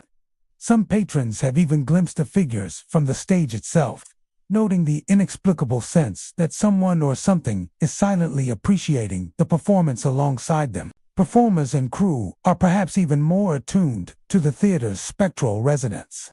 Whispers in the wings are a common occurrence, particularly during rehearsals or late-night sound checks when the theater is largely empty. These soft murmurs are often indecipherable, but carry a sense of urgency or curiosity, as if the spirits are offering commentary or instruction. Actors report feeling a presence brushing past them, a fleeting hand on a shoulder, or a subtle draft that seems to originate from nowhere. Many describe a sensation of being watched from behind curtains or under the balcony, creating an invisible audience that is both chilling and oddly compelling. One of the most frequently reported apparitions is a woman in a flowing gown, gliding across the stage with a grace that is both ethereal and haunting. She moves slowly, her form semi-transparent, sometimes appearing during rehearsals, sometimes during live performances. Witnesses describe her as elegant, almost regal, with hair that drifts gently as though underwater. Her presence is not threatening. Rather, it seems to embody the spirit of the theater itself, guardian of the stage, a silent reminder of decades of performances and performers long past. On one particularly memorable occasion, during a rehearsal for a dramatic production, a spotlight flickered unexpectedly onto center stage. The cast and crew froze as they saw the faint outline of a man in a tuxedo standing under the beam. He appeared impeccably dressed, tall, and composed, and then, as if acknowledging the present audience, he bowed deeply before fading away entirely. The room was silent for several moments, the weight of the experience settling over everyone present. No one could explain the appearance, but it left a lasting impression, a reminder that the theater is a space where past and present can intersect in the most unexpected ways. The Orpheum's backstage areas are often the setting for more subtle, unsettling experiences. Crew members have reported props shifting slightly, scripts moving from one table to another, and the faint sound of footsteps pacing the corridors when no one else is there. Dressing rooms, too, have their own stories. Performers speak of mirrors fogging as if someone had just passed, shadows flitting across the walls, and a sense of being observed while preparing for a show. These encounters, while not overtly threatening, contribute to the theater's reputation as a place where the living share space with the echoes of the past. The theater's architecture seems to amplify the supernatural. Its high ceilings, ornate balconies, and hidden corridors create perfect conditions for sound and shadow to travel in unusual ways, making it easy for a faint whisper or a flicker of movement to be perceived as something beyond the ordinary. Yet, the consistency and specificity of the reported phenomena suggest that it is more than just acoustics or architecture at play. Many performers and audience members alike have noted that the apparitions and sounds often appear in locations of historical significance within the theater, suggesting an active awareness of the space rather than random residual echoes. Audience members have sometimes experienced cold spots or sudden chills during performances, particularly near the front rows and the balconies. These inexplicable drops in temperature are often accompanied by other signs of spectral activity. The soft swish of a gown, a whispered name, or the fleeting movement of a shadow across the stage. Some believe these are manifestations of performers from the theater's long history, still drawn to the energy of live performance, or guardians ensuring the stage is respected and honored. Despite the eerie experiences, the Orpheum Theater continues to draw crowds, performers, and staff who both respect and fear its haunted reputation. Many describe a peculiar fascination with the theater's ghosts, a sense that their presence enhances the magic of live performance. Actors and musicians report that, while the apparitions are sometimes unnerving, they also feel a connection to the theater's history and its long lineage of performers. The spirits become, in a sense, invisible mentors or companions, observing silently and adding an intangible depth to each performance. The Orpheum Theater is thus a place where history, performance, and the supernatural intersect, from shadowy figures in the balconies to whispers in the wings, from the woman in the flowing gown to the man in the tuxedo, revealed by a flickering spotlight. The theater is alive in ways beyond the ordinary.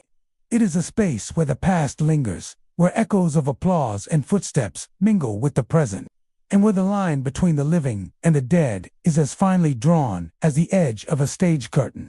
For those who walk its halls, perform on its boards, or sit among its audience, the Orpheum offers more than entertainment. It offers a glimpse into a world where ghosts of performance past continue to watch, guide, and inhabit the theater.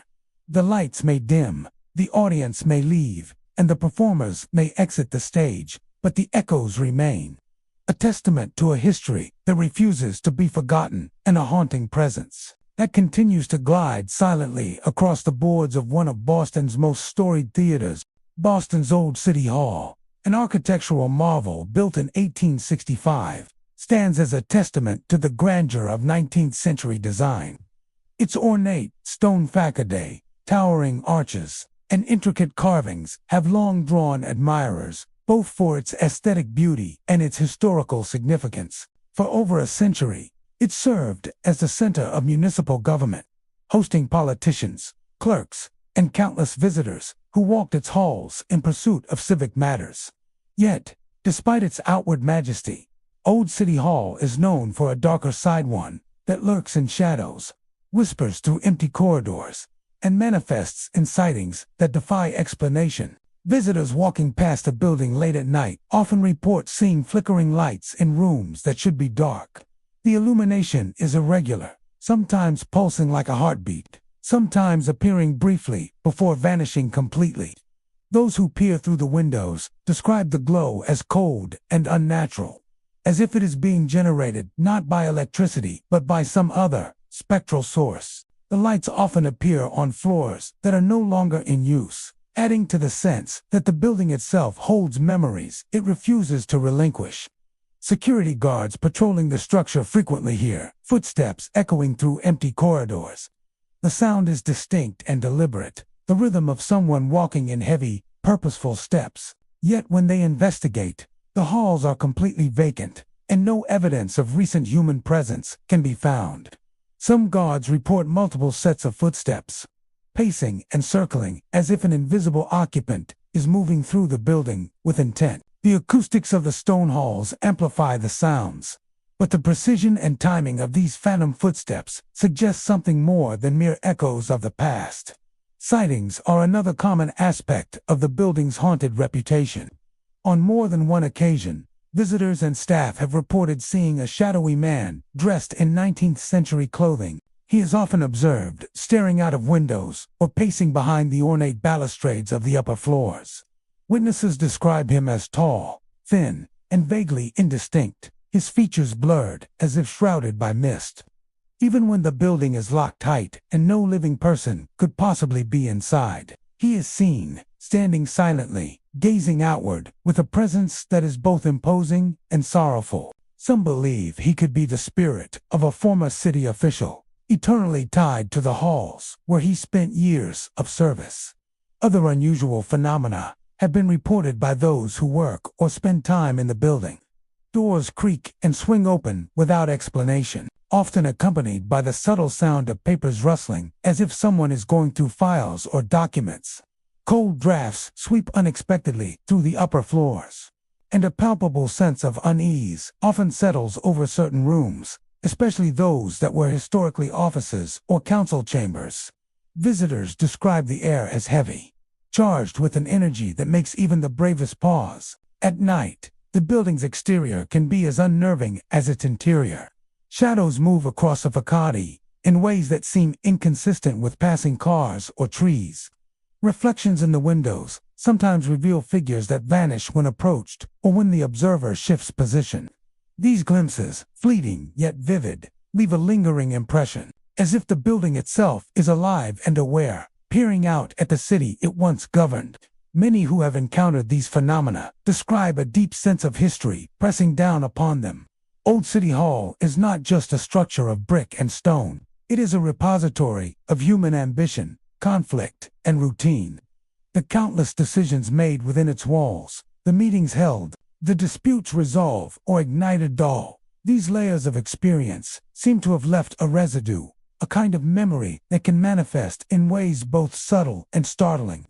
Ghostly footsteps, flickering lights, and shadowy figures are not random. They are echoes of lives once lived, lingering in a place of power and influence. There are also reports of auditory anomalies, voices carried on the stone corridors, faintly calling names or murmuring fragments of conversation. Some describe hearing debates, arguments, or the murmur of civic planning, as though the past is replaying itself in secret. The sounds are never loud, always just enough to be noticed, and vanish the instant someone tries to track their source. It is as if the building allows its stories to be heard, but only fleetingly, never fully, leaving observers with a sense of curiosity, tinged with unease. Staff and visitors alike have learned to respect the building's peculiar energy. Security guards often report that certain floors feel heavier or colder than others, and they give these areas a wide berth after dark. Tourists sometimes notice that photographs taken inside certain rooms show faint, unexplained shadows or light anomalies that do not appear to have a natural source. These visual and sensory impressions are consistent enough to suggest that Old City Hall's reputation for hauntings is more than mere legend. Even in daylight, the building carries a quiet, unsettling presence. Its massive doors, intricate stonework, and historic interior create a tangible sense of the past. But those familiar with its hauntings know that there is more than history within its walls. The shadowy figures, flickering lights, and echoing footsteps serve as a reminder that the energy of the people who once occupied the space has not entirely dissipated. Old City Hall is alive in memory, if not in flesh, a place where the past continues to watch, listen, and linger. For those who walk past at night, peek through the windows, or navigate the quiet corridors inside. Boston's Old City Hall offers more than architectural grandeur. It offers a connection to a past that refuses to be silent. The flickering lights, the echoing footsteps, and the shadowy 19th century figure standing at a window are all part of the building's spectral presence, a haunting reminder that history leaves more than physical marks. It leaves impressions, memories, and sometimes those who once lived there never truly depart. And so, my friends, we've wandered through Boston's haunted streets, lingered among its restless spirits, and uncovered stories that refuse to fade with time. Each ghostly encounter, each chilling whisper, reminds us that history doesn't always rest quietly in the past. Boston may be a city of revolution and progress, but it is also a city of shadows where the dead walk beside the living, waiting for those brave enough to listen. If you've enjoyed tonight's journey into the unknown, don't forget to like, share, and subscribe to our haunted storytelling channel. Your support helps keep these eerie tales alive. And remember, when you walk through Boston's historic streets at night, listen carefully. The city has secrets, and the spirits are always watching. Until next time, sleep well, if you can.